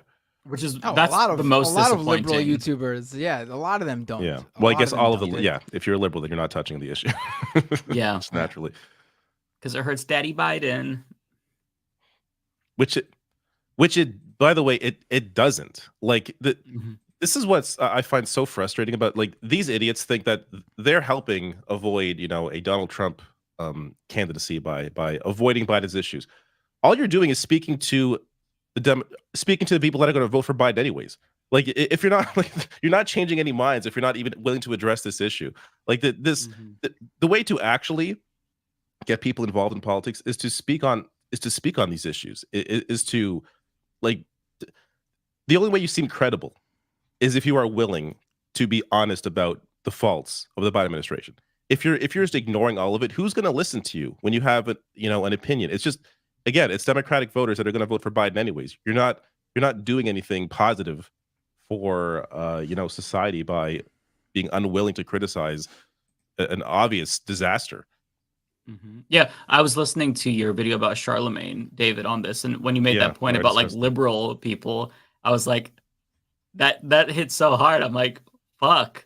I know exactly who you're talking about. I won't name any names, but it's just frustrating because everyone knows. People who know better should do better, right? And that's what bugs me.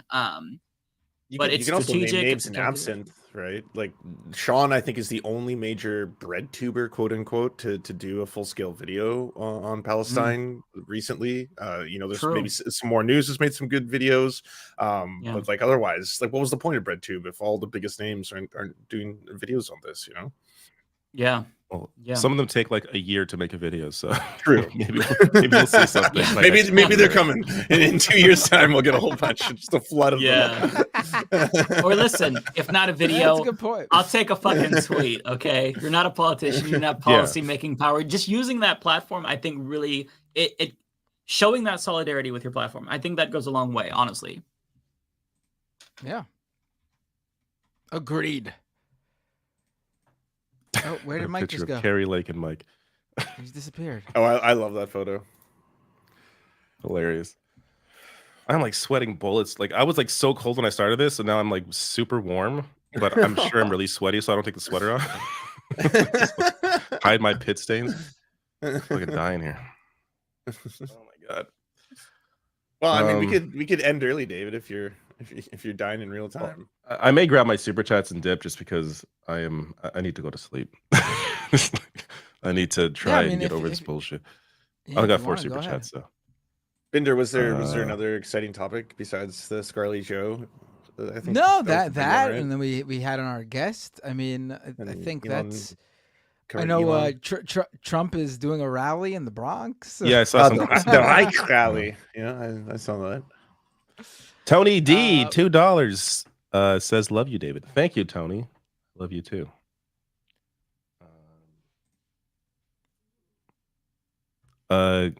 Caio Damon, I always forget how to say this name, but thank you for the $4.99. Says, "Hope you feel better soon, David. I'll always be asking you about JRPGs. Have you heard of yet another Atlas game coming out called ReFantazio? Hell yeah! Metaphor ReFantazio. That is one of my most anticipated games of the year. Absolutely. No doubt.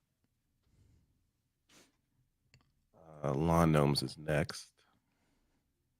Lawn Gnomes, $5 super chat. Thank you. Says, what 2 cities should get video portals like the NYC Dublin ones? After seeing some of the stuff, I'm not sure any more should get them. Would you shoot for short-term shenanigans or politeness that might actually stay up? I don't know. Put one in Toronto, since the hometown choice here. But I'm not sure where it would portal to. Toronto to, I don't know. That shit was so funny. London. But yeah, some of the I saw the one lady flashing people. It's like, oh my god. Yeah. It took like 3 days for people just to get fucking crazy. A dude showed his ass. I need to visit it. I haven't been there. Somebody in Dublin. I don't know if you talked about this when I was gone. Somebody in Dublin showed a picture of the Twin Towers burning on their phone. Somebody in NYC shared a picture of a potato. I'm like, god damn, they're fucking roasting the shit out of each other.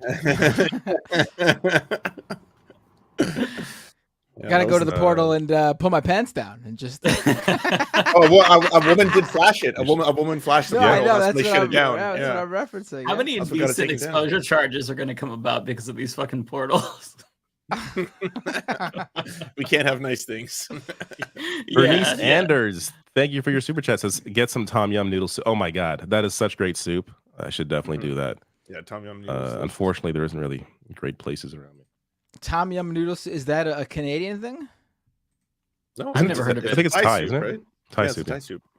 Oh. I'm unfamiliar.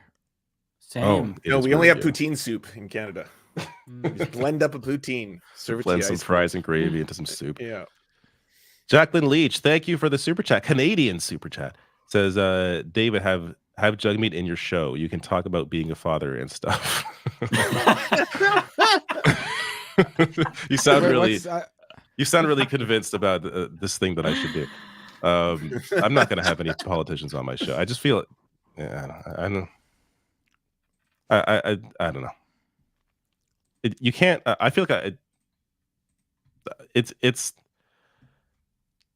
I don't know. It's not something I really want to do. Like, I know people like to do interviews and talk to politicians and shit. I don't.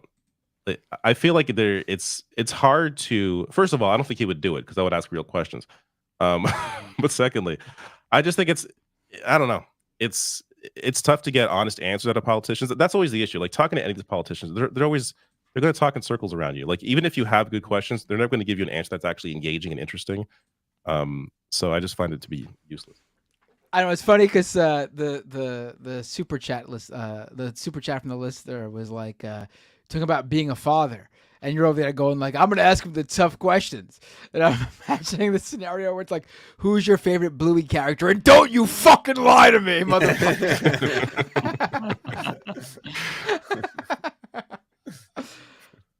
It is not bingo, you liar.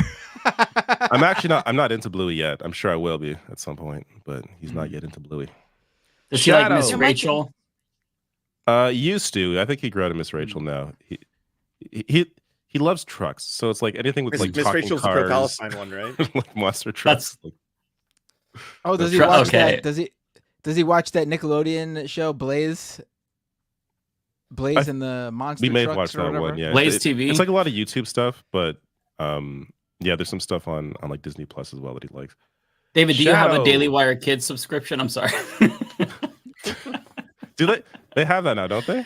They have a kid. They have like kids ripoffs of Bluey, and there's another one I can't remember, but it's like another ripoff of a different show that I'm not remembering right now. But yeah, they do. That's disturbing. Will y'all live stream the first debate for the podcast?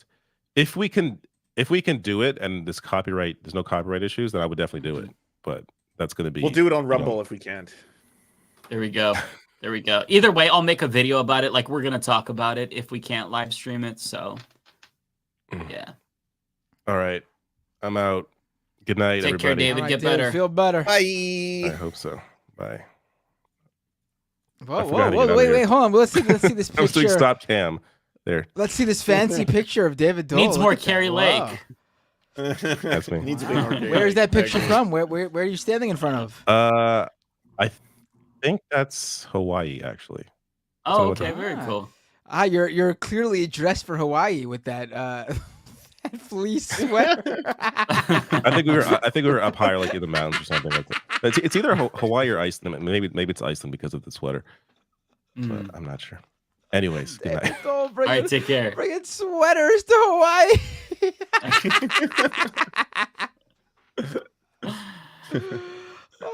Okay, so I'm just gonna take it from the top, and I'll try to skip over the ones that David did. This is for you, Matt. BetAsh29 with a $20 super chat. Thank you so much. Happy birthday to your little one. Buy them some candy with this. Wow, I really appreciate that. Probably won't just buy them candy because $20 worth of candy for a now 5-year-old is a lot of candy.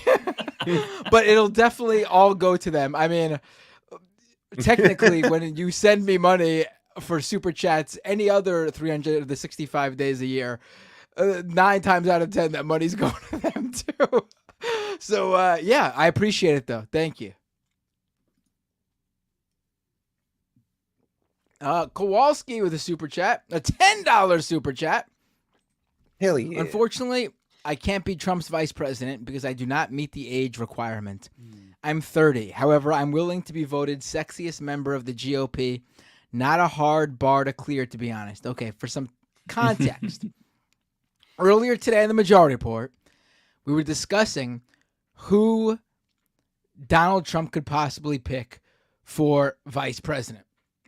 Emma accidentally walked herself into a bit of a kerfuffle when she I forget, was it Nikki Haley or Tulsi? But basically she bet that either Nikki Haley or Tulsi Gabbard would not be Trump's VP.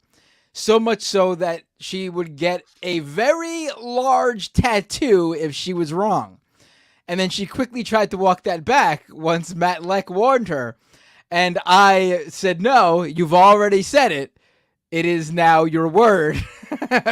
So I'm looking forward to this possibly happening. But anyway, so we were discussing who Trump would possibly pick. And we sort of narrowed it down to it's got to be someone. He's picking the puppy killer, isn't he? Who wouldn't? No, he doesn't like that. Maybe not anymore. Maybe he doesn't like dogs or whatever. But I've read things about how he like criticized his sons for doing like trophy hunting. Like he thought it was disgusting. Oh, okay. Again, I don't know if he's the type of guy who actually cares about the animals, or if he's like like a rich person who just like finds anything like that to just be like uncivilized or uncouth or something like that. But it's rich people who do the game hunting. That's weird. So the fact that he doesn't like it, I probably doesn't like that Kristi Noem was shooting dogs. But anyway, we're discussing it's got to be someone. He's probably going to pick someone who won't overshadow him, obviously, hence why he picked Mike Pence. But someone who is younger and handsome. Just to, sort of round out the ticket, he could be, it's not someone who'll be compared to him in any way because of age, but it's also someone good looking, which will bolster his chances. And so we're trying to think of good looking young Republicans. And obviously this is there are none until I remembered that one Aaron Kowalski just ran as a Republican in Nebraska. Got 40,000 votes, and he's young. I don't know if anyone's ever seen him on my stream. He's a good-looking guy. He's a farmer. If someone tells Donald Trump about Kowalski, he might pick Kowalski as his VP pick. And you know what? Unstoppable. You want to talk about, leftists are going to vote for Donald Trump. That doesn't happen unless Trump picks Kowalski, and then I think I might have a real problem on my hands. Who would I vote for? Yeah, I mean, if Trump steals democracy and becomes a dictator, Kowalski is this close to becoming a dictator himself. Trump just has to die. He has to wait out Trump, and then we have a Kowalski dictatorship. I would support that. It's fine. If we're going to get dictatorship, I think that Kowalski is a good option. Right. Yeah. I mean, but I don't support dictatorship. But I mean, I was like, if given scary stuff. Yeah. Well, where did he just go? I don't know. Len said something and then he jumped. I didn't hear what he said. All right, let's continue. Matt Kuya Damon with a super chat. Matt, we're on the hunt for a Matt, we're on the hunt for a bleach blonde, bad built, short stack, thick like a goblin, butch body, just for you. That was worth the donut. God. Wow, that's really combining all those. That's quite the mouthful. Bleach blonde, bad built, short stack, thick like a goblin, butch body. There we go. Ooh, nice. That was pretty good, Matt. I don't think I could pull that off. Wasn't bad. Yeah, maybe I should start freestyling. No. Okay, so 2 for David, another for David. Okay, I think this is for you. Mr. Sushi 22 with a super chat. Did you guys see the batshit crazy Terrence Howard Rogan interview? You have to see it if you haven't. I have seen clips. Yeah, I've only seen clips so far. I've heard for over the years now that Terrence Howard is obviously suffering from like mental illness. Like he seems to be going off the rails. He has been losing acting roles due to his behavior and how he's presenting himself. I did not know it was like this until he went on Joe Rogan's show. To see Joe Rogan like I don't know, take anything he said seriously and not realize that something like, what am I doing here? This was a mistake. I mean, it shows you just how that show is. I mean, Terrence Howard is clearly going through things, and he needs help, not a platform. He's not even like a political, like just a straight up like political conspiracy theorist. He's just like completely out there, like not on this planet. Something is definitely wrong, and he needs. Well, he was talking about like them turning off gravity or something. Like I might not be getting it right, but he said something about gravity is being rethought, like just the shit that you couldn't dream of, right? So something is very clearly off, and I think that Joe Rogan, he needs to do a better job at like guest selection, because you can't just bring somebody on. Wow, with that's severe. That's a broad. It's a lot of people you can say that about. True. That's fair. That's fair. But I mean, come on. There's severe mental illness going on that needs to be treated, and I think it kind of feels like, I don't know, it's just making it a spectacle. It made me feel kind of bad for Terrence Howard. I don't know anything about him. Maybe he's a piece of shit in real life, but he very clearly needs help. Flying Ice, which says, sounds like the Alex Jones interview, but depressing. Wait, Terrence Howard didn't go on Alex Jones. Oh, you mean when Alex Jones went on Rogan? No, I don't even think it is like that, because Alex Jones is an act. He knows what he's doing. He's not someone who needs help. He's not. Yeah, someone I agree. He knows completely what he's doing. He's completely in control. It's a complete act for him. He has it all plotted and planned out. Terrence Howard is someone who appears to be going through things, and it's not a sudden thing either. It seems like he's been. I mean, I remember when he was in Iron Man, and then they needed to replace him in Iron Man 2. This is like going back, almost 2 decades now, I think, right? Or 15 years or something like that. I heard things about him then, like the reason they couldn't work with him anymore is because stuff was going on with him. Yeah. I don't think it was just because he was high. Terrence Howard was high, and Rogan says Aleoxin free. I mean, I've heard there's been, and I'm not saying I've personally heard like this. You could find stuff online. People have been saying stuff about Terrence Howard, and something's going on there for a while. I don't know what his issue is. I'm not gonna diagnose him. Maybe it is drugs. Maybe it is just a mental health issue. I don't know, but it's not something where he just smoked some weed before going on Rogan. This is something that's been going on for a while. Weed doesn't make you think like that, right? Like it's not. That's not what it is. There's something that. Well, maybe it would make you think like that, but in like a more down to earth, humorous fashion. Like this guy is clearly out there. This guy is clearly needs. Yeah, something's going on. Yeah, weed doesn't make you like become delusional and hallucinate and have delusions of grandeur. You just laugh and giggle and eat food. It's not that deep. It's not drugs. Something's wrong with him, and he needs help. Tokyo I think Hans this is you with a too. super chat. Yep. Tokyo Hans with a super chat. I asked ChatGPT to respond to me in the persona of David Doel's chat. It now will not stop spewing out right-wing propaganda.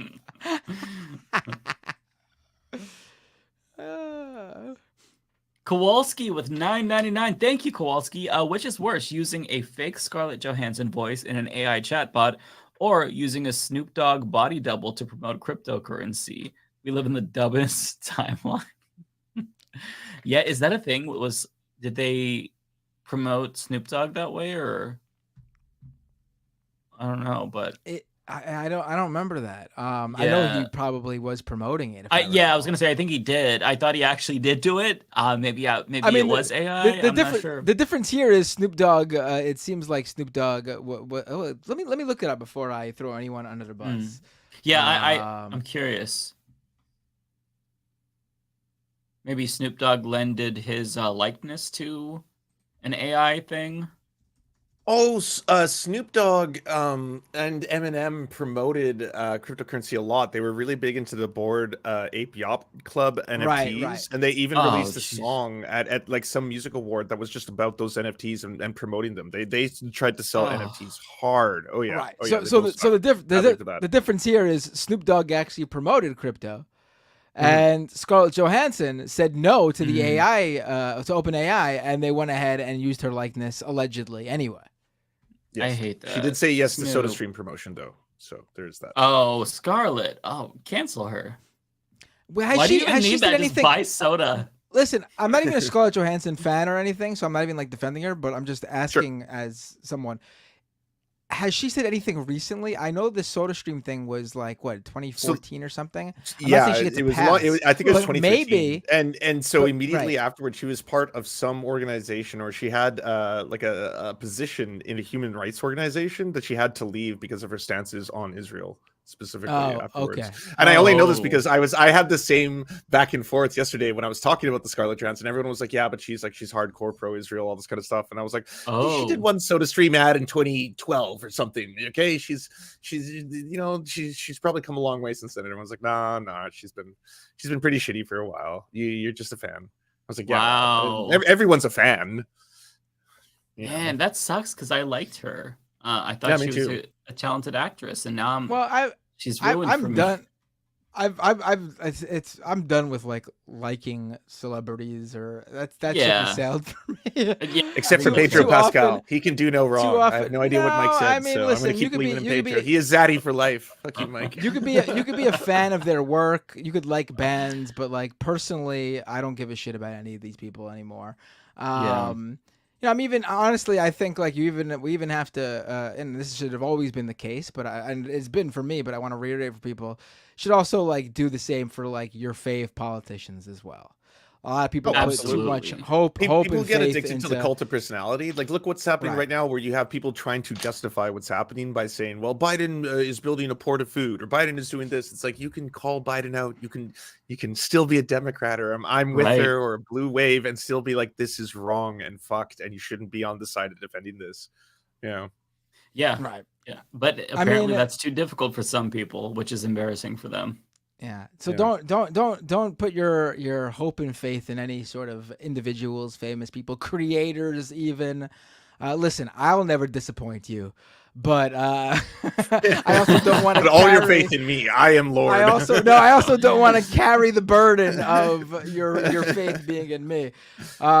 People sometimes seem to think that a little me and little you guys too in the big picture have an outsized sort of influence in the world and the way things go. We are completely powerless, just like you guys. We're small potatoes. We have platforms, but I mean, in the grand scheme of things, we're making a fart in the forest. Nobody can hear it.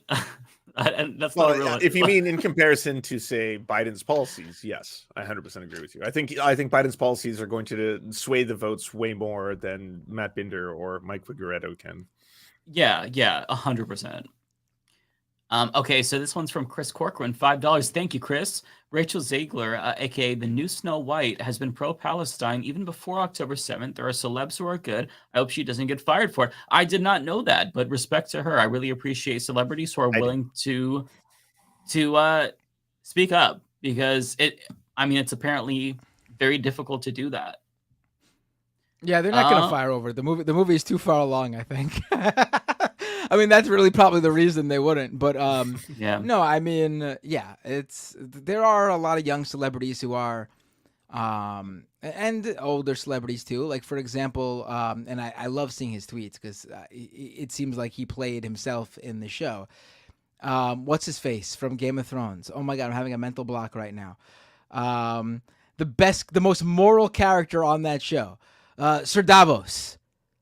The actor who played Sir Davos in Game of Thrones is super pro-Palestine and has been tweeting about it and posting about it nonstop. Oh, so it's the Incredible Hulk. Sorry. Oh, Mark right. Ruffalo's been good for a long time. Yeah. But it's like, of course, Sir Davos on Game of Thrones, the most moral character on that show, who stood up for what's his face's daughter being killed when her own dad had her killed. Of course, you're saying, of course. Of course, he'd be the one to and everyone care should about know it. this. Yeah, you should know about the Onion Knight. He's my favorite character on the show, so I was happy to see the actor was just as cool as the character was. That is always a nice blessing. Oh, okay. That's what I thought. So I'm like, is that the guy I'm thinking of? Yeah, okay. Good for him. That's awesome. Archangel, $20. Thank you so much. I really appreciate that. That's very generous. I wish I had a soundbite, but I've got nothing. Any of you here of TYT having financial issues? Well, I stopped watching after the birthing person BS. I saw several videos this week, and Jenk jumps in around 4 minutes to ask you to subscribe as the industry is facing challenges. Yeah, I've seen a couple of videos that they did, and yeah, he put that in there. I don't know if that speaks to like a broader financial problem that they're having. They've been doing membership drives for a while, so just not knowing much, I would assume that this is just another membership drive. But you know, it wouldn't surprise me if they're going through difficulties, because it is true that like a lot of places are having a hard time right now. Just in terms of like YouTube views, I see a lot of channels struggling, not just in politics, but like even in gaming YouTubers that I watch and stuff. So it wouldn't necessarily surprise me, and I don't know if it's because of any of the birthing person BS. I'm sure that they did lose a lot of viewers because of that, but they're so massive, I don't know that that would be like enough to really harm them. But I honestly don't know, so I can't say more than that. The next one here is from Miguel Salcedo, $5. Thank you so much. A few of progressive stuff happening in Arkansas. Gaza protests at Tom Cotton's AR offices. Okay. Renters organizing in Fayetteville. I wish Dems care. That's really cool, actually. Yeah, you know what? Even in these really, really red states, you do see a lot of grassroots activism at the local level, tenants unions and whatnot, unionization pushes. And that is something that I think people need to keep in mind, because it's easy to just like dismiss the state as a red state or blue state and think that your political situation is hopeless, but you really do have a lot more power in like your own town, like, you know, among your peers and whatnot. And that is something to keep in mind. Next one here. I think this is for David. Okay. That's David's. Let's see. That other one, David. Okay. Looney Tunes 9000 with a super chat. Piece of shit Candy Crush robbed me of my money. Here's a few dollars. Wait, what? Candy Crush is still a thing? Are you being serious? I don't see why I would stop. I was making so much money. Yeah, I think I'm pretty sure. Oh wait, hold on. Looney Tunes 9000 also resubscribed for 1 month at tier 1 on my Twitch. Subscriber for 5 months now. Thank you, Looney Tunes. Had to wait till payday to resub. Candy Crush robbed me of my fucking money. Here's my late resub to make it up. Left is best. Are you a Candy Crush player? Did you get scammed? Did they take the money without you playing? What's going on here? Is this something I should know about? Candy Crush scamming people, or are you just addicted? I need to know. I'm interested now. We've got one from Bay Photo 199. How about we put portals outside sports stadiums? That would be interesting. I think that the worst possible result would be putting them outside of bars where a bunch of drunk people react to the portal. That'd be scary, but funny. But yeah, I kind of like the concept of the portal, but it's so funny to me and predictable how quickly they had to get taken down. I don't know if they're still taken down, but they were stopped also, because people were just getting naked. That's just funny to me. Why take it down? Who gives a shit? Like, obviously, if someone breaks like local laws, just ticket someone for indecent exposure. Why take the thing down? Yeah, I mean, if the laws would still apply. It seems stupid. Yeah. It seems stupid to take it down. I mean, it's a public good, a public art piece. Just let it be. Yeah. It gives you a lot of insight into the way that people react when they know there's not going to be any repercussions. Like, you can do anything and you're never going to see that person ever again. So what would you do? And a lot of people just want to show their asses or their titties. Or the Twin Towers, or they just want to fuck with each other, which is it's like, we're all trolls a little bit, inside. Shami Sengupta with £5. Thank you, Shami. Palestinian Power Women. Shireen Abu Akleh, Hanan Ashrari, politician and scholar. Diana Butu, lawyer. Nadira Shalhoub Kevorkian, scholar. And Gigi and Bella Hadid. Yeah, I think that it's great to highlight, Palestinian celebrities and whatnot. I think that what CapriSunnPapi was saying was really important about like humanizing Palestinians. I don't want people to it's important that you follow what's going on in Gaza, but you shouldn't just see Palestinians getting killed. Like, fully humanize them, right? Like understand that, you know, they have interests, they're musicians and scholars, and, you know, see all aspects of their humanity. I think that's also important. I mean, you still can humanize somebody by seeing them suffering because you're able to empathize, but like just understanding that, like, you know, Palestinians are like all of us. They contribute to society. They're human beings with ambitions like you and I. I think that the more that we can get other Americans to see them that way, and more broadly speaking, Arabs in general and Muslims, I think the better off we'll be. But that's always been a problem when it comes to, you know, bigotry, is ignorance, right? Everybody's homophobic until, you know, their son comes out as gay.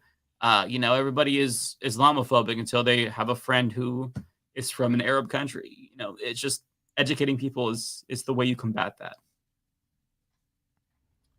Let me see where we're at here. Okay, so this next one's from me, from Zia Spots. Thank you, Zia, for the $10 super chat. I appreciate that. Representative Chuck Edwards' assistant insulted my intelligence today because what I have to understand is Israel's being very careful, and Israel has killed fewer people than we did in Iraq and Afghanistan. Please. Yeah, if my representative told me that, I would feel like they were insulting my intelligence too. And I think that the reason why he said that to you is because the propaganda that these politicians have been using, and not just like with regard to this genocide, but 2014 Operation Protective Edge, when they slaughtered thousands of innocent civilians, they said the same stuff. So the propaganda has worked and they've not been able to adapt. So they're just saying the same thing and using the same talking points. But I mean, it's not working. So I think that he probably assumed you were naive or ignorant, but these politicians don't understand that people are plugged in and paying attention, and that shit's not going to work. So good for you, first of all, for talking to your representative, because having the courage to confront someone or just talk to them and ask them a question about something like this, that does take a lot of courage. You know, I know a lot of people have social anxiety. That's important. But yeah, I don't blame you for being insulted, because I'd be really insulted. And the second that I have the opportunity, I will confront my representative as well. I tried to during a phone town hall that she did, but I couldn't get through. But thankfully, everybody else was insulting the shit out of her because of her shit take and her pro-Israel money. So yeah, good for everybody for, you know, standing up to them. It's what's amazing to me is how many American politicians are willing to throw America under the bus suddenly for Israel's image. Like, this is amazing. Like, if you had said that, if you had brought up how many innocent civilians America killed in Iraq and Afghanistan any time before 6 months ago, they would say, "How dare you? Mm-hmm. What are you anti-America?" Now they're using that to defend Israel. Oh, we killed way more people than Israel. This is being really careful compared to us. Mm-hmm. Did you see that video of Lindsey Graham where he's like, if the ICC can do this to Israel, they can do this to American politicians, and people started clapping, and he's like, "Oh yeah, you applaud all you want." It's so good. Because yeah, you all should be in jail too. You all should be arrested. Fuck you. I agree. Oh, before we go to the next one, Lance, do you have any you want to read?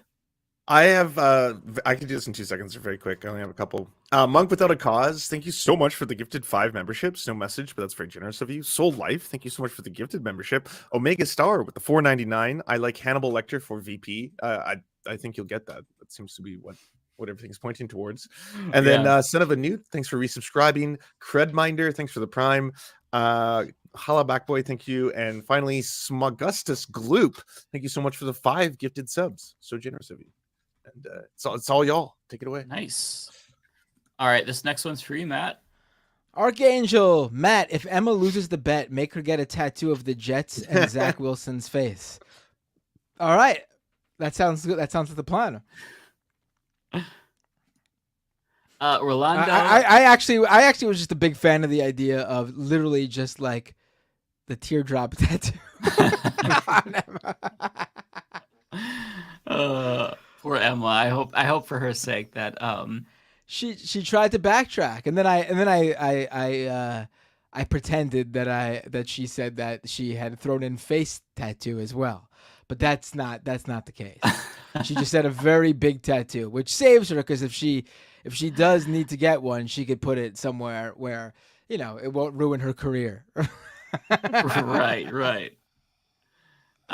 Rolando Capellea with 19.99. Thank you so much. That's a very generous super chat. I really appreciate that.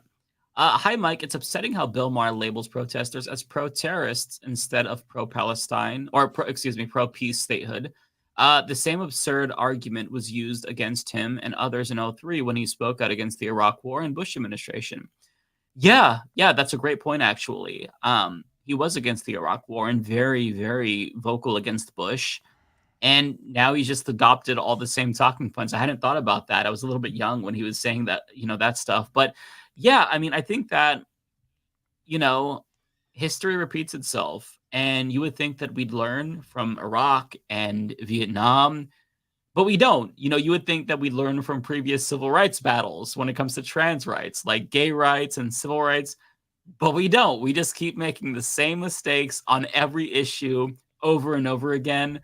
And that's really upsetting. And it's fine if normal people, it's not fine if normal people are ignorant, but I give them more of a pass. Somebody like Bill Maher has a platform. So when he says something, millions of people hear it and parrot what he says. So that's why what he says is so bad. And it's why I think a lot of content creators like myself are kind of focusing a lot on Bill Maher lately, because he's spewing a lot of bullshit. And he's kind of seen as this person who's like, anti-establishment media truth teller, but he's just another hack. He's an anti-Trump Republican effectively at this point. He's a libertarian. He wants to do drugs. He hasn't been. Right. Yeah. He hasn't been even decent on the issues for a very long time. I don't even look at like Rolando says, like, it's upsetting how Bill Maher labels protesters as pro-terrorists instead of pro-peace statehood. To me, it's not even upsetting because I don't expect any better from Bill Maher. It's who he is. Yeah.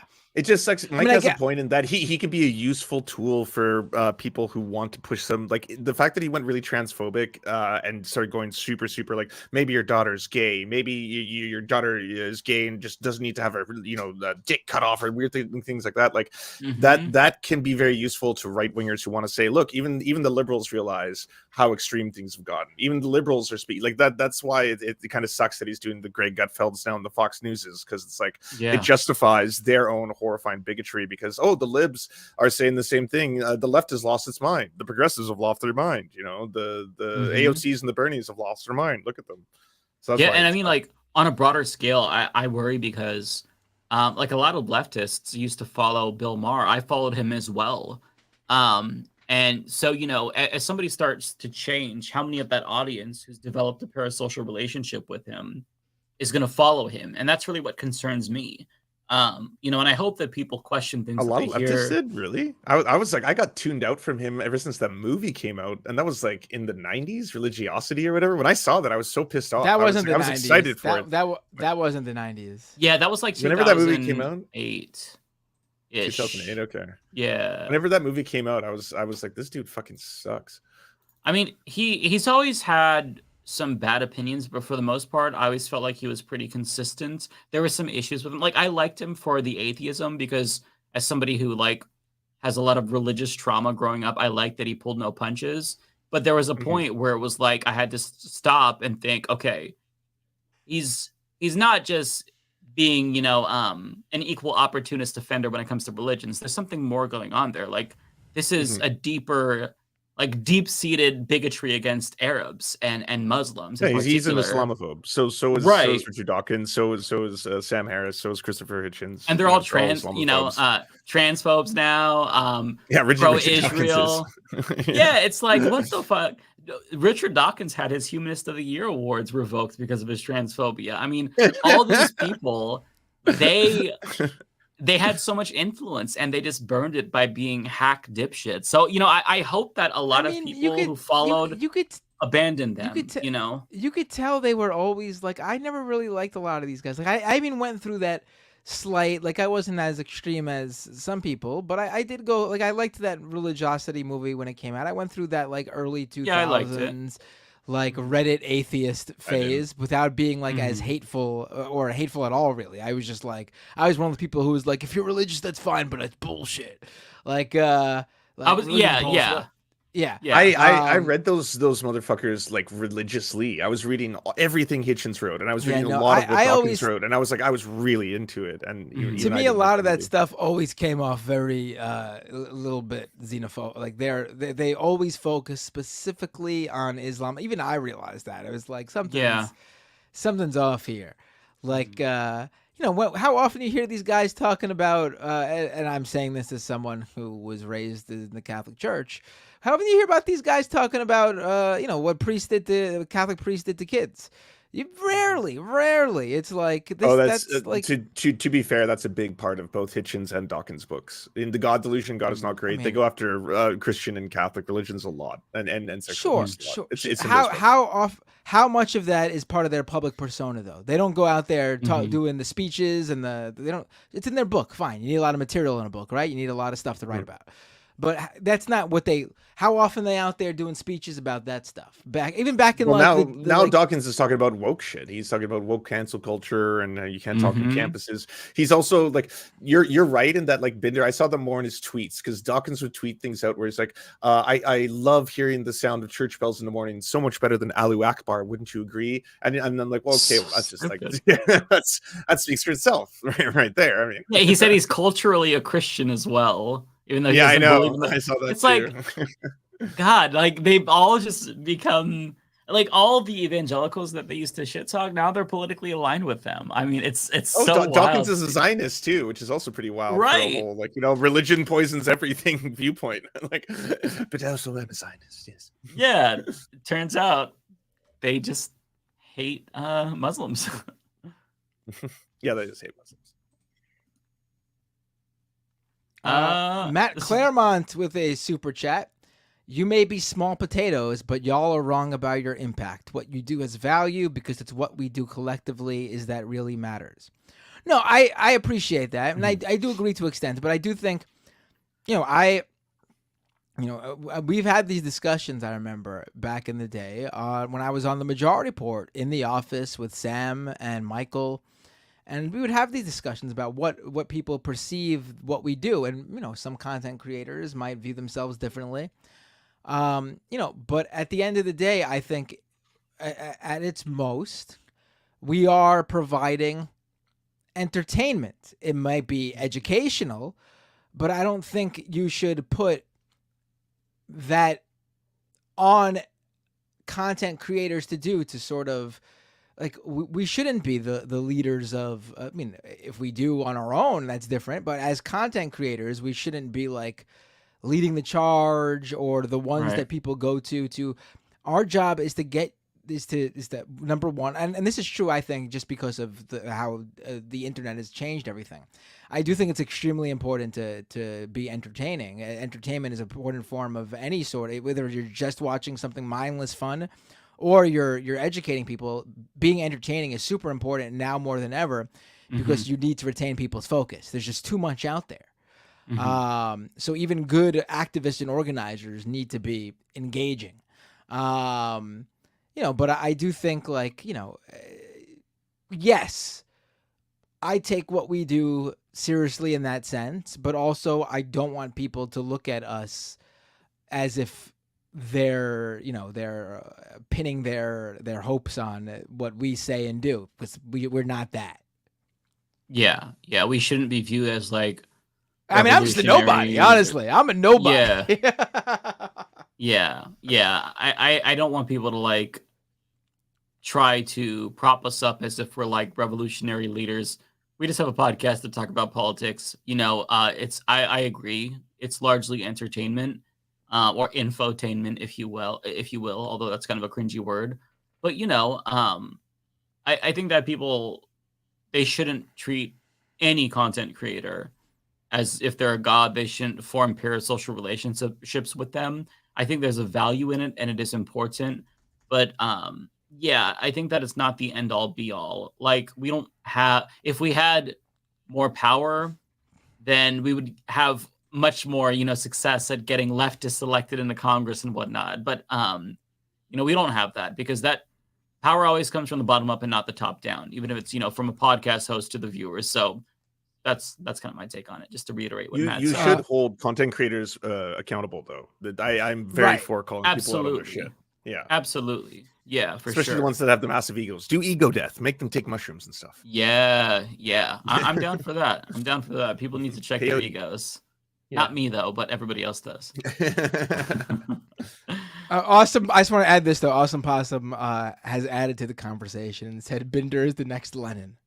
So I could see that. Thank you, Awesome Possum. Right. Hopefully, I could keep the hair though, because I want that. Is this for me? Or, I'm pretty sure this is for you. Yeah. No, it's not for me. Oh, okay. Well, it must be for David Doel then, or Rebecca possibly.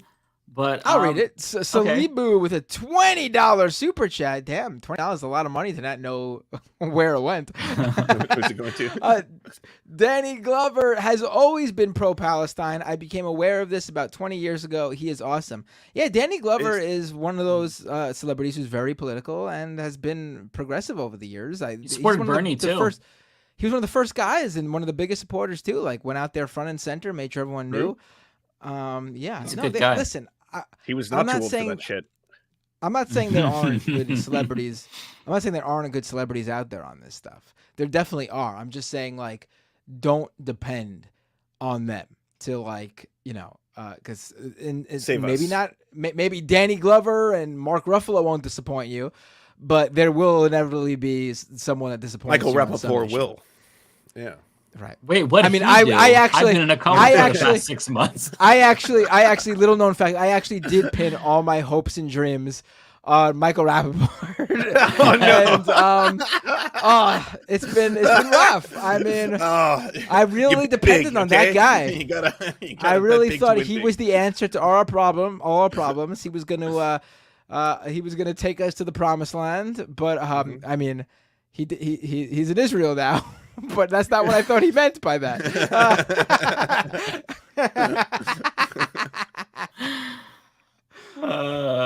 Okay, so I have one from Matt Claremont.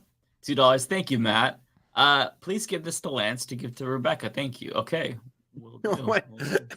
You donated to Mike, to donate to me, to donate to Rebecca? Just send it to Rebecca's Cash App. They're doing the old school meme. They haven't done that in a while. I was like, it'll be like 10 cents by the time it works through two people's transfer. Yeah, right. Filtering it through. I think that's what. How did this start? I think it started when I was demonetized last year, and I couldn't get super chats, and people were like, "Hey, Matt, give this to Mike or something." Like that's where the memes. I think right. Okay, it's been a while. It's a meme. Yeah. Okay. I've been streaming for like 7 hours, 8 hours. Well, it hasn't come up in a while though. To be fair, so okay. This one is from Shami Sengupta with £2. Thank you, Mike. What happened with the Oregon elections? I don't want to talk about it. It's so disappointing. What happened? I know. Jayapal lost, right? Yeah. So in the 3rd district of Oregon, Jayapal's sister was running. And that was for Earl Blumenauer's old seat. And AIPAC jumped in, and she was defeated. Also, basically, it was this race I did look at. It did seem like she lost by like a good amount. So I don't know. Like AIPAC is obviously, and it's not good that AIPAC got involved, and they're obviously touting that this is a big victory. But I don't think they have that big of a impact based on, like, they definitely have an impact and turn elections. But it seems like it might not have been the best campaign either that she ran to lose by that amount. It was a pretty big. It wasn't close. Yeah, I mean, that's fair. That's fair. I'm not 100% sure. There were other disappointing elections. There was Jamie McLeod Skinner last year. She was the progressive that ousted Kurt Schrader. He's a right-wing Democrat. She was going up against a more establishment Democrat, like not the worst Democrat in the world, and lost. We had an uncommitted vote, but it wasn't on the ballot. It was kind of a write-in thing. It wasn't super big, but it was still there. My representative, Suzanne Bonamici, had a primary opponent, Jamil Ahmad, and he was a very small operation. He was just running on fuck Suzanne Bonamici. I'm against her sending money to Israel. I'm not going to do that. Got a really small percentage. Didn't expect him to win, of course, but like she got over 90%. So it was an ass whooping. All around, you know, we get this reputation of being a very blue and progressive state. But, you know, I think that a lot of the stuff with Multnomah County, the hysteria, the propaganda, I think is working on a lot of people, unfortunately. Wait, didn't you guys lose your progressive DA? That's the big one, right? That's the big thing I saw. In Multnomah County, there's this, basically Oregon is, according to a lot of people, it's it's just pure anarchy right now because we decriminalized all just drugs. like New York. Right, just like New York, right. Yeah. We decriminalized all drugs, and then all hell broke loose. People are shooting up in the streets and stuff like that. And it is true that like overdoses increased after we decriminalized drugs.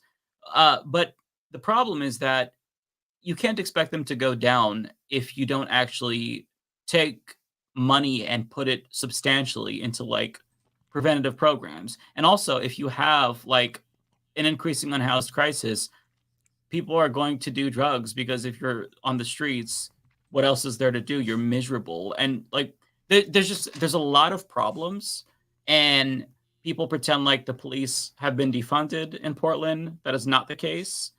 There's a lot of protests. So there's also a protest going on at PSU right now, at Rafat Al-Awir Library. They renamed that. It was Miller Library. And so that's kind of leading to this anarchy narrative. But I mean, Portland has always been a very active city, you know, Black Lives Matter protests and whatnot. So there's a lot of propaganda going on that's working on the normies and on the liberals, unfortunately. And that's what's happening. I think part of the problem with these, the progressive DAs that are losing is that the cops are trying to sabotage them. They're not working with the DA's office. And so, you know, if there's this perception that cops can't do their job, then people turn against them. There's a really good post that somebody put on Twitter today about it. Actually, I'll pull it up really quick because I think it's important because it's happening not just in Portland, it's happening in other cities with progressive DAs. But I want to pull it up because, so this is from, it was shared by UAE Exotic Falconry and Finance, but basically they shared this post where it's like exactly the same thing happened in San Francisco a couple of years back. They elected a progressive DA, and there was a massive coordinated outcry campaign over how he was ruining the city, mostly run by landlords and local business wackos. Also, the police just flat out refused to cooperate or work with the DA's office. Like, they're refusing to execute search warrants, and then the same day turning around on TV and going, crime is on the rise because that soft on crime snowflake Boudin won't let us do our jobs. He then got recalled and replaced by an insane cop who tried to go so hard in the other direction. Overworked public defenders were actually telling clients not to take plea deals because they sucked and the cases were flimsy as hell and could easily get thrown out. Of course, the lesson libs took away from this was criminal justice reform is bad and unpopular, and we need to get tough on crime, and not that the civilian arm of the government actually has no real power over their own police forces anymore. And if things ever got to a point where they actually had to yank the chain, they probably wouldn't be able to effectively do it. So that's not a one-to-one to Portland, but it's pretty close based on my understanding of things. And yeah, it's unfortunate. Also, if you listen to local news in Portland, it is just like nonstop fear-mongering over crime and all that. So, I mean, it's always been this way. Crime is down across the board in the United States. There are some spikes in certain cities, but yeah, the propaganda works. So that's the takeaway, at least for like Multnomah County. The rest of the state still fucked up. There's still the whole greater Idaho movement. Never going to happen, but lots of Oregonians in rural areas, red districts want to join Idaho. That's not going to happen. You motherfuckers are staying. We're not going to let you leave. Sorry. No autonomy for you. No self-determination. Fuck you. But that's a way more like way longer than I wanted to talk about Oregon. But yeah, that's what happened in Oregon. We got our cheeks clapped.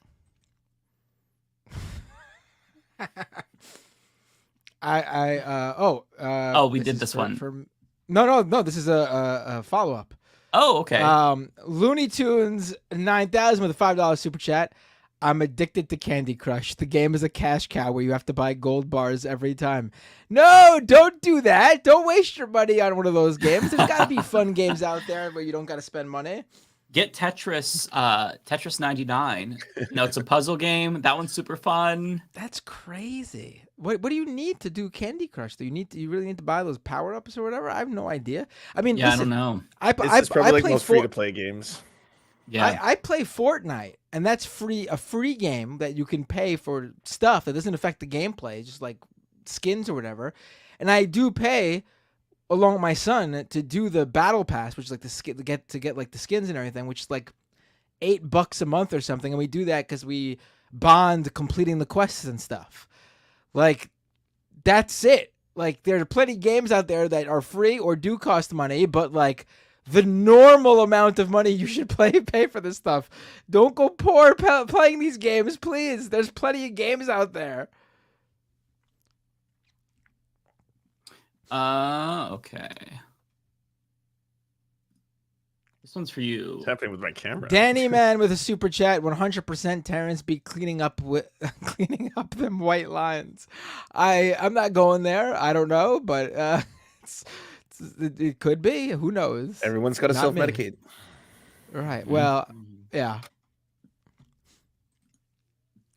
JHL FSC with a $10 super chat. Thank you so much. In my opinion, it is so dangerous to frame it as white versus brown issue because Israelis very well may consider themselves white. However, I can assure you that Christian white nationalists in the U.S. do not. Yeah, I don't think it's people. Also, there's a lot of, the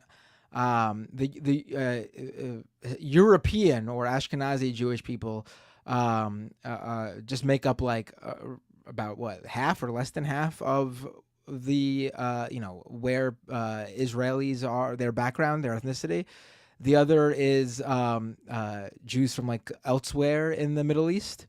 So I think I do think whenever I see someone do that, it's a silly. I agree. It's not really there's much better and more meaningful critiques and issues that you can frame this as. But so yes, I agree. But also there are a number of Christian white nationalists who don't care if they're white. They agree with them because of what they're doing. This one is from Chris Corcoran. $5. There Thank isn't. you, Chris. I should say really quick. There isn't like usually you can say like, oh, this is what the right's position on this is. And it's really not. It really is dependent on each individual right winger and what flavor of right wing they are. There are lots of little like neo-Nazis who are on this topic are being audibly anti-Israel and saying pro-Palestinian things because that's their position on. They view, they hate Jews more than anything, and then there's also just as many far right-wing white supremacists that are like, I am for Israel because I hate Muslims or Arabs more than anything. So there isn't like a single like monolith here of where the right stands. Mm-hmm. Okay, Chris with $5. Thank you, Chris. I'm voting for Biden, but I'm not happy about it. As bad as Joe's been, we can't have Cheeto the Hutt back in office.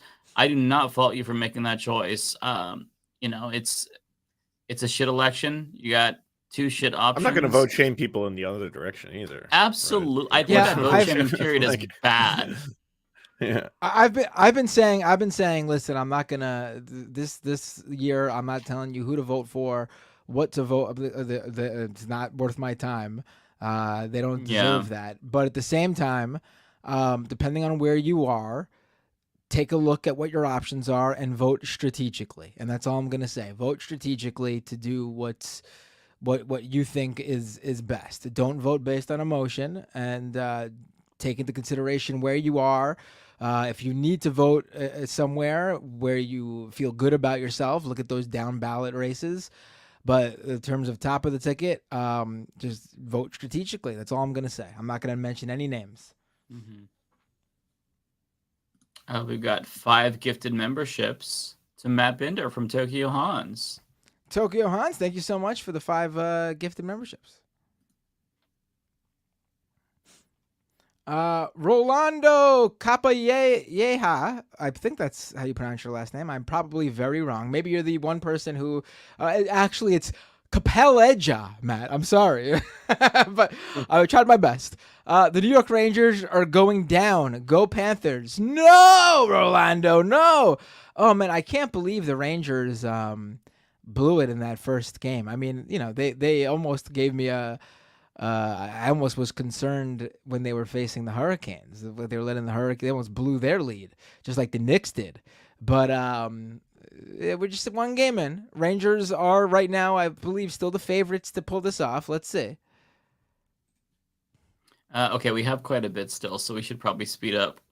I didn't realize how much more we have. I'm like, holy shit! Oh, damn. We don't have that much more, at least on my end. All right, I'll take my leave then for this gentleman. Oh wow, wait, I take that back. I didn't realize. I didn't realize all this came in. Wow. Yeah, we have a lot. Love you both. I'll see you soon. Take care, man. Okay. T-Types with a super chat. Member for 10 months. Thank you so much, T-Types. A membership super chat. You could solve the public nudity problem with a not safe for work portal and a booth next to the main one. That's true. Yeah, I agree. Yeah. I think this is you. Is this for me too? Yeah. Omega with a $10 super chat. Thank you, Omega. Hi, y'all. No anime today. I Am Sock and Vanguard posted how Anna went on a podcast and had a very why I left the left centric speech.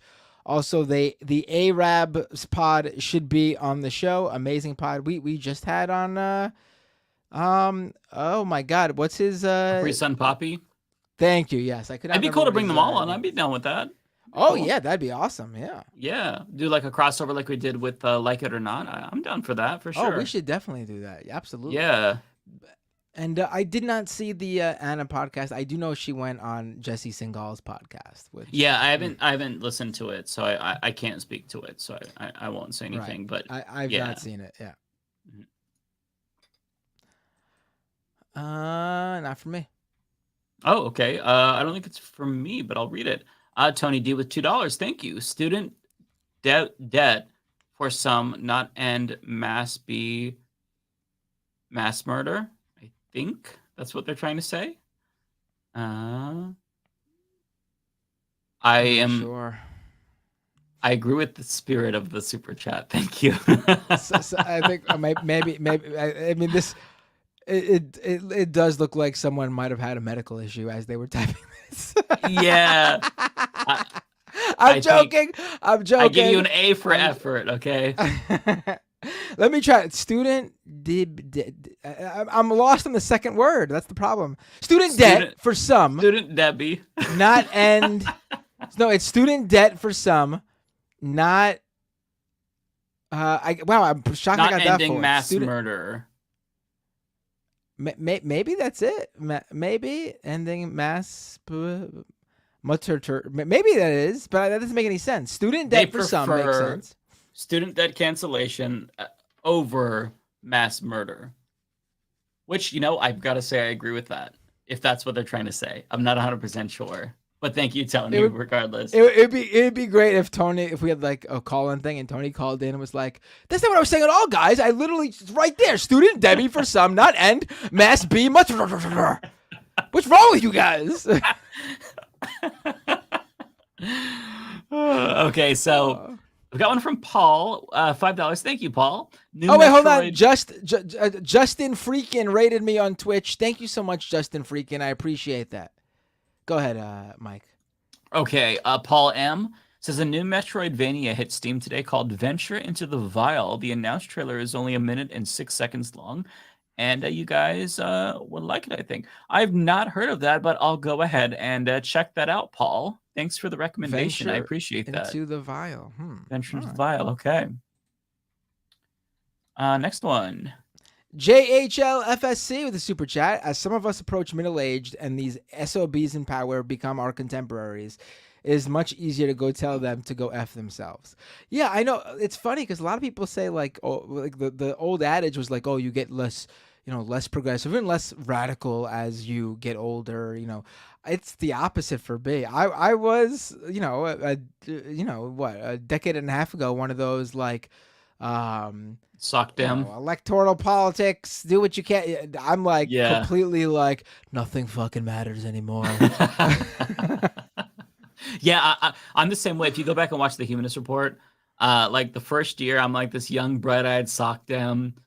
And yeah, I've been beaten down over the years. I've aged politically and physically, and I'm much more radical the older I get. I mean, I will say it has been an odd direction we've been going in the past couple of years. After 2016, and then the lead up to 2020, it did seem like we were headed in a certain direction, and it seems like we are at a major. We took 10 steps forward, and then 10 steps back, or maybe 11 steps back. You know, it feels we're in a weird place for sure, right? Like it's definitely an era that I think we'll all look back and recognize. 2016 to what the fuck happened? Whatever. Yeah. What happened there? Yeah, part of it is Trump. A lot of it is Trump, but it's also just like the breakdown of capitalism as well. And it's not just happening here; it's happening all across the the world too. But yeah, it's a fucked up era. I wish things were more normal, but you can wish in one hand and shit in the other, and see which one fills up faster. The Synapsis with a membership super chat, member for 10 months. Thank you. Matt, did you notice your work was referenced on some more news last week? What? I did not. Wow. No. Someone also told me like a week ago too that Owen Jones, right? That's who that is, right? Oh. Yeah, Owen Jones, that he referenced me too. I need to please send me this stuff. I need to see it. You were on Philip DeFranco a couple months ago. I saw it when I was watching. I remember someone got me that clip. Yeah, that's awesome. Please send me the link. If you ever see anything I'm referenced in, send Unless it my it's way. negative. No, even then I want to see it. Especially really? I don't want to see negatives. See no. Hey, Mike, you're referenced here. Fuck this Mike guy. Like, I don't want to see that shit. Oh, I want to see it. Oh, that's crazy. You're a masochist. Oh, I can't do it. I don't want to know what people are saying about me. Zero PE with $4.99. Thank you, Zero. I appreciate that. People were saying The View went harder on Charlemagne than they did on Mar after spewing his BS. Shakes my damn head. Oh, you know what? I haven't. So I've seen the whole View clip because I did a video on it with Bill Maher. I didn't watch the full Charlemagne clip. I watched David Doel's clip on it. Based on what I've seen, I would agree with that, which is pretty fucked up because one of these guys is super insightful and reasonable. The other is a complete fucking hack. So yeah, that wouldn't be much of a stretch. I actually agree with it, but I kind of need to watch the full Charlemagne segment to make that determination. But yeah, that's crazy. Let's see. T-Types with a $10 super chat. Thank you, T-Types. Bill Maher's show, Politically Correct, I remember that show, was literally canceled from broadcast TV when he said of the 9/11 hijackers, although they're terrible people, you can't call them cowards. I mean, I get it. He was, he has obviously changed. I mean, he's still, even then though, I think it was coming through in some ways. Also, I actually disagree with that. I mean, to just, sort of kamikaze thing is sort of not dealing with whatever's after. I think that's sort of cowardly in some ways, but yes, it was a joke. I get it. Yes.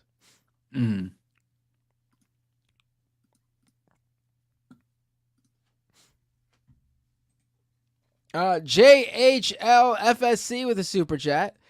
Mar and the entire new atheist movement just prove that religion itself can have little to nothing to do with the root cause of bigotry. Right. I mean, absolutely. I think that's a great point. Yeah. Okay, I think this one is from me. Let me scroll back down. There we go. Lizzie Bennett with $5. Thank you, Lizzie. Bill Maher and these so-called atheists use the lack of belief to cover their Islamophobia. Excuse me. 100% correct. Yeah, they were criticizing them under the pretense of, no, I'm just being an equal opportunity offender. I criticize all religions.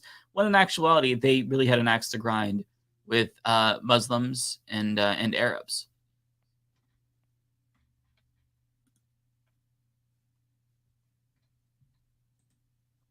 I think this is for you, I want to say. Is it? Hold on. Yes, it is. T-Types, another super chat. Oh, T-Types, all these super chats confuse me. I thought maybe I read this already. Framing Mars' heel turn as succumbing to cultural fascism could be a good soundbite description of what's happened to him. Yeah, I guess. Yeah. Yeah, I think honestly. that's yeah. I think that's pretty yeah.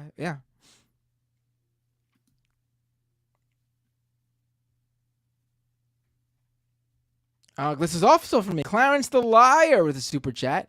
Don't be modest. Elon Musk personally banned you from Twitter. Some of his fans would die for that kind of attention. True. Right, yes. They do notice I appreciate that. Yeah. Renee with a super chat. Greetings from the privately licensed Chilean health service. Had a chicken bone lodged in my throat. What? Are you okay, Renee? I hope you're all right. Oh my God. Let's see. Thank you, Bayfoto, for becoming a member. Appreciate that. Jacqueline Terrell with a super chat. I think people need to have a realistic expectation in 2024. Expect bad things to happen, and if something good happens, that is a plus. Right. Yeah, I mean, I agree with that.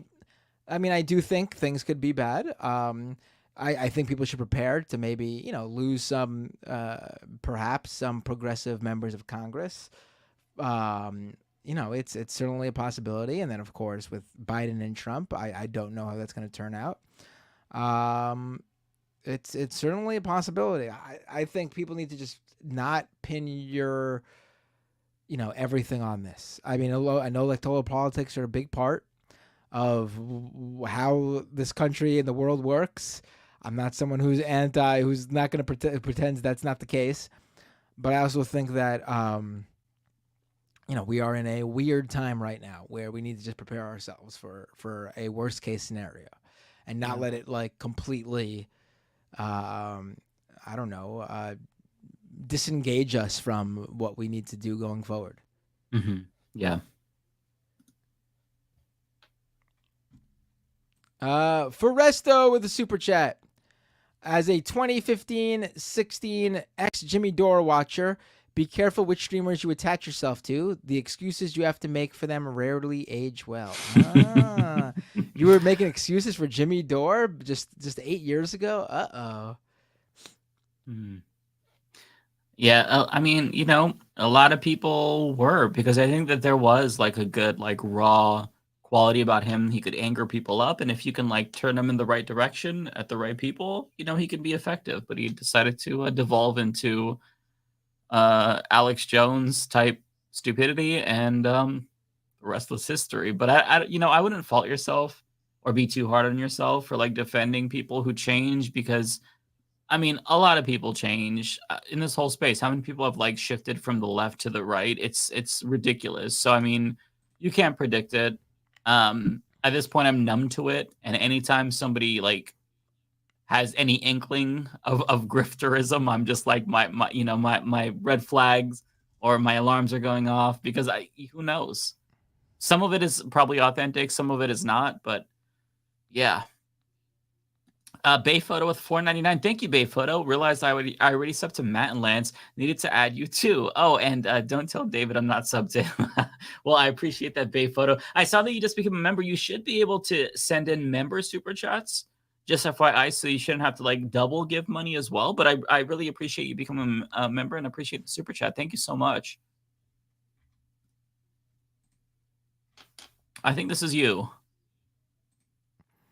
T King with a super chat. Anna K recent video celebrating Oregon drug law swap. What is that? I don't know, but what is the drug law swap? So we voted to decriminalize all drugs in, I think, 2020, and then the Oregon legislature undid that, and the governor signed it into law. It's actually really fucked up. This came after, a spike in overdoses. But again, the goal of decriminalizing drugs was to not treat it as a crime. That doesn't mean that we don't want to help people and provide support to people with drug addictions. So the legislature, rather than actually putting that energy into addressing the drug problem, which is linked to poverty and homelessness and a lot of other issues, because, poverty is a socioeconomic issue. These things are all linked. They just were like, no, fuck it, we're going to go backwards, which is really disappointing, because we voted for that. We voted to decriminalize drugs, and they undid what we voted for. So I was really pissed off by that. To be fair, if it was going to go back on the ballot, it probably would have passed and we would have recriminalized drugs. But at least give us the chance, because the legislature just took that away from us. I didn't see what Anna said on it, so I can't comment on it. But I was really disappointed by that, because I think that, you know, when you do a big policy like this, it's a multifaceted issue. You can't just expect everything to change immediately. And the most important part in policymaking is like adjusting and adapting and figuring out what works, what doesn't. I know that criminalizing drugs hasn't helped, right? So recriminalizing drugs, I think that's just a step backwards and very misguided, but it's just a quick fix, or ostensibly a quick fix, because, you know, people see, oh, it seemingly didn't work, so fuck it, let's do that and just throw more cops at homeless people and people using drugs again. And I find it really disappointing. But you know, it's not surprising. Shami Sen Gupta, $4.99. Thank you so much. It wasn't Jayapal's campaign. Check out Ryan Grimm's reporting. APAC dirty tricks, including saying that she killed puppies. Oh, I haven't seen that, but goddamn, that's fucked up. Yeah, they did not want her to get elected to Congress, because we're talking about the sister of a powerful progressive. I mean, Jayapal is the chair of the Progressive Congressional Caucus. I'm getting tired. So they really don't want her sister there.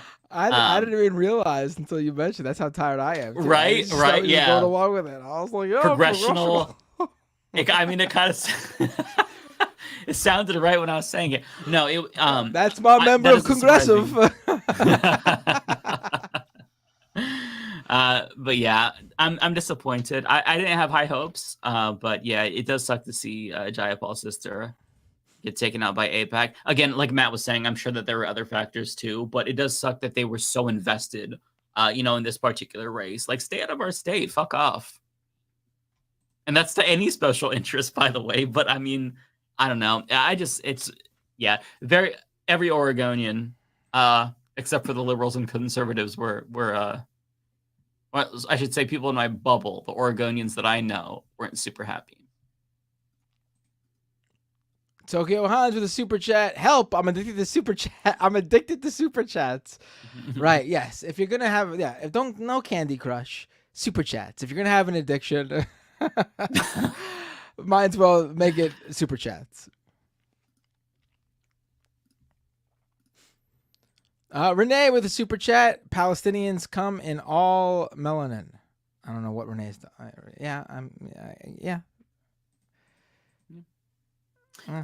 get what you're trying to say, Renee. Foresto with a super chat. There was a poll of 30,000 Muslims that Kyle Kalinske talked about recently that found Biden was only getting 7% of their votes, with Jill Stein leading. I saw that. Yeah, that's always been that was always what I've been saying, the issue for Biden. It's not that, there's going to be this huge portion of his voters that don't vote for him. It's going to be a very specific demographic in very specific places that can cost him the election based on where they are, and that looking like it could be the case.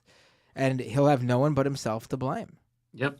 And he was trying to court Nikki Haley voters. Nikki Haley just endorsed Trump. So it seems like, once again, that strategy of courting, moderate, disillusioned Republicans. Yeah, it's just, it's so frustrating.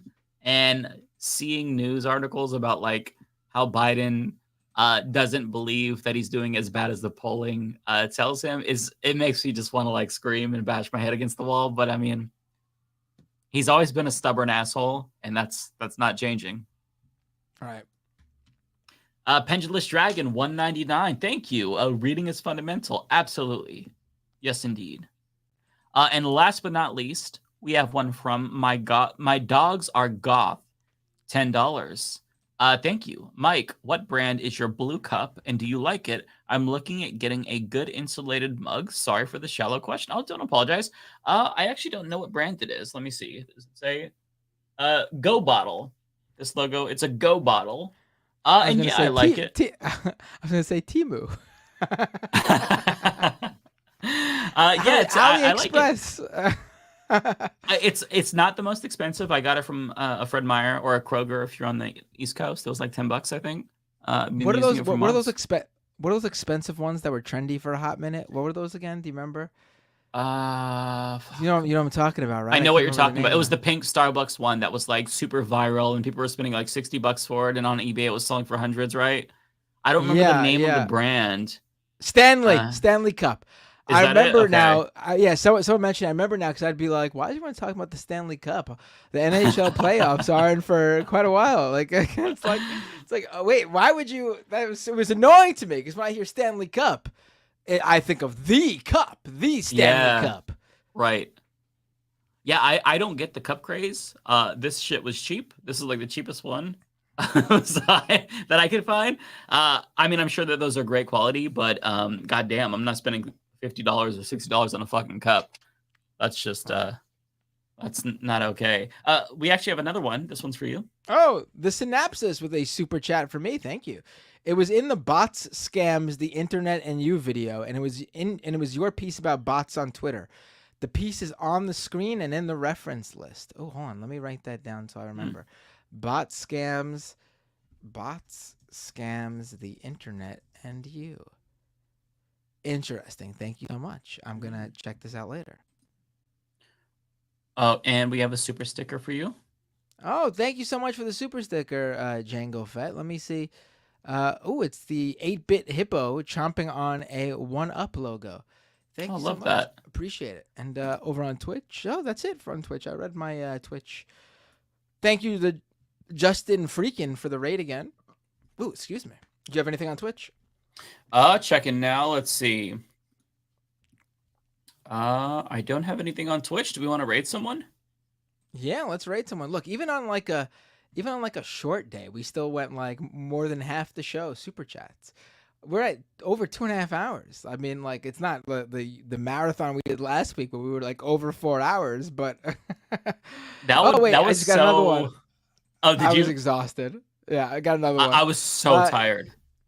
Yes, me too. JHLFSC with another super chat. I don't understand why some alleged leftists think it will be fascism instead of democracy that will give the left a second bite at the apple. No, I don't think that. I think that's wrongheaded. I'm just not willing to specifically promote someone who's doing what they're doing right now. But I'm not telling people not to vote for him. In fact, I'm saying strategically do what you need to do. But I'm not going to go out and promote that individual. People know what they need to do if they listen to me in this show, and based on where they are, how that factors into things. Mm-hmm. Yeah, I agree with that too. And everyone knows I'm no fan of third parties, so I mean, I think it's pretty clear what I'm. Yeah. Okay, so who should we raid on? Oh wait, you got another super chat too. Oh my goodness. I got the super chat, but it says for you. Spasticus with a super chat. Mike, thank you for keeping us informed about the state of Portland. I grew up in the southeast side suburbs. Name dropping Fred Meyers, FTW, for the win. Yeah. And then Renee just gave me another super chat. Because politicians are asking, ¿por qué no las dos? And what were you going to say, Mike, before I cut you off to that last super chat? I was going to say that I always say Kroger instead of Fred Meyers because nobody knows what the fuck a Fred Meyers is. I except like people in the West Coast or Oregon, but everywhere else it's Kroger. It's owned by Kroger, but it's Fred Meyers here. And so I remember before on the internet said Fred Meyers and somebody was like, what the fuck is a Fred Meyers? But it's basically like, a big store. It's like think Target, but like prices are 10 times higher than anything at Target. You're paying a Fred Meyer tax. It's very fucking expensive. Okay. Oh, so yeah, Dom says he's never seen a Fred Meyers and see. And yeah, I don't know. They're all over Oregon. There's a shit ton of Fred Meyers. There's like there's one in North Portland. There's one like 20 minutes. Actually, there's like two in North Portland, like 10 minutes apart. There's a shit ton of Fred Meyers here. Anyways, okay. Wait, hold on. I got another super chat. Sorry. Oh my goodness. They're trying to make us stay. Here we go. T-Times with the super chat. I think these so-called alleged leftists may already see elements of fascism in the actions of the current administration. Yes, I do. I mean, listen, I don't think there's anyone on the left who wants Donald Trump.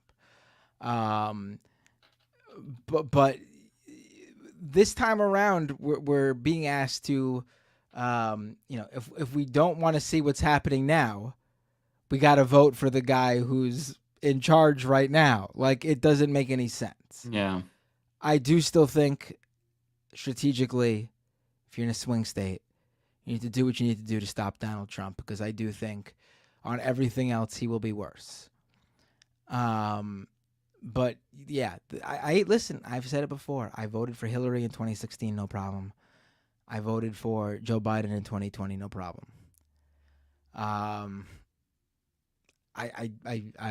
again, strategically, I'm in New York, so I can vote differently than what someone in a swing state might have to do. Yeah, I voted for Jill Stein in 2016. I voted for Biden in 2020. And this time, I don't know who to vote for, probably Jill Stein or Cornel West. It's between the two of them. It doesn't really matter. Just a protest vote. I'm in Oregon.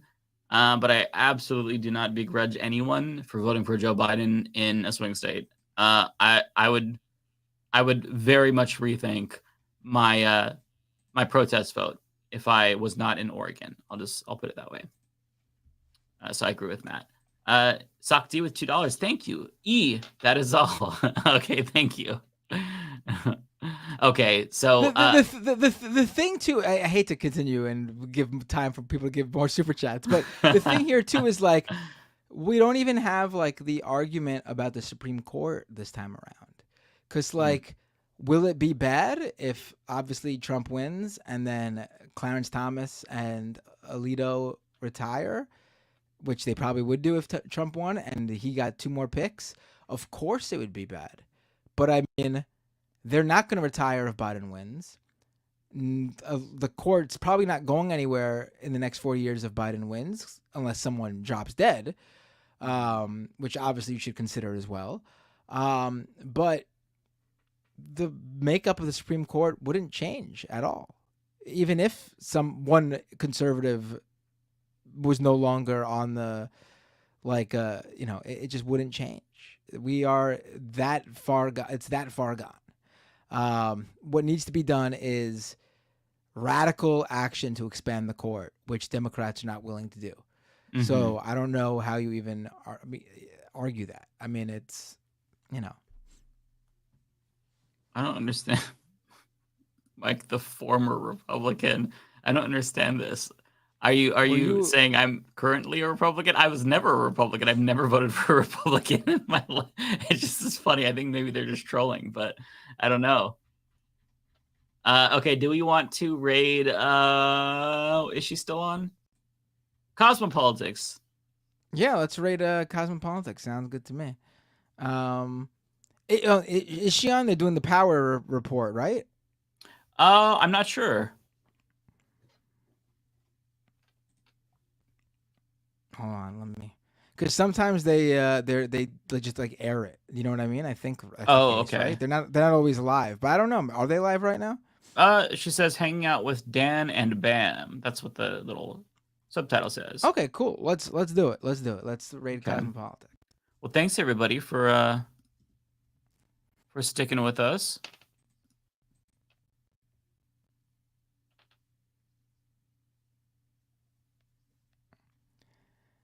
Say what says, this isn't a super chat, but I just want to read this. Say what says, nope, I'm all in on Biden. I'm in a swing state and not going to risk it. I mean, I don't know if you're responding to someone else, but you don't have to say nope to us. This is exactly what we're very strongly alluding to without saying it. Right. It's not a crazy decision. Right. Yeah. I mean, I think it's pretty clear. I just can't bring myself to do the work for a guy who's doing what he's doing right now. But I also think the other guy would be worse on every other issue. Yeah. Oh, yes. Real quick, we got one last one. Is this for me or you? Oh, it's for me. JHL FSC with the super chat. The choices are we can either have G-side or a G-side plus ethnic cleansing and a theocracy Genocide. in the U.S.? You can't say it. Can you not say it? The choices are we can either have a genocide or a genocide plus ethnic cleansing and a theocracy in the U.S. Yeah, I mean, that's certainly the way to put it. Yes. Right. Great choices, America.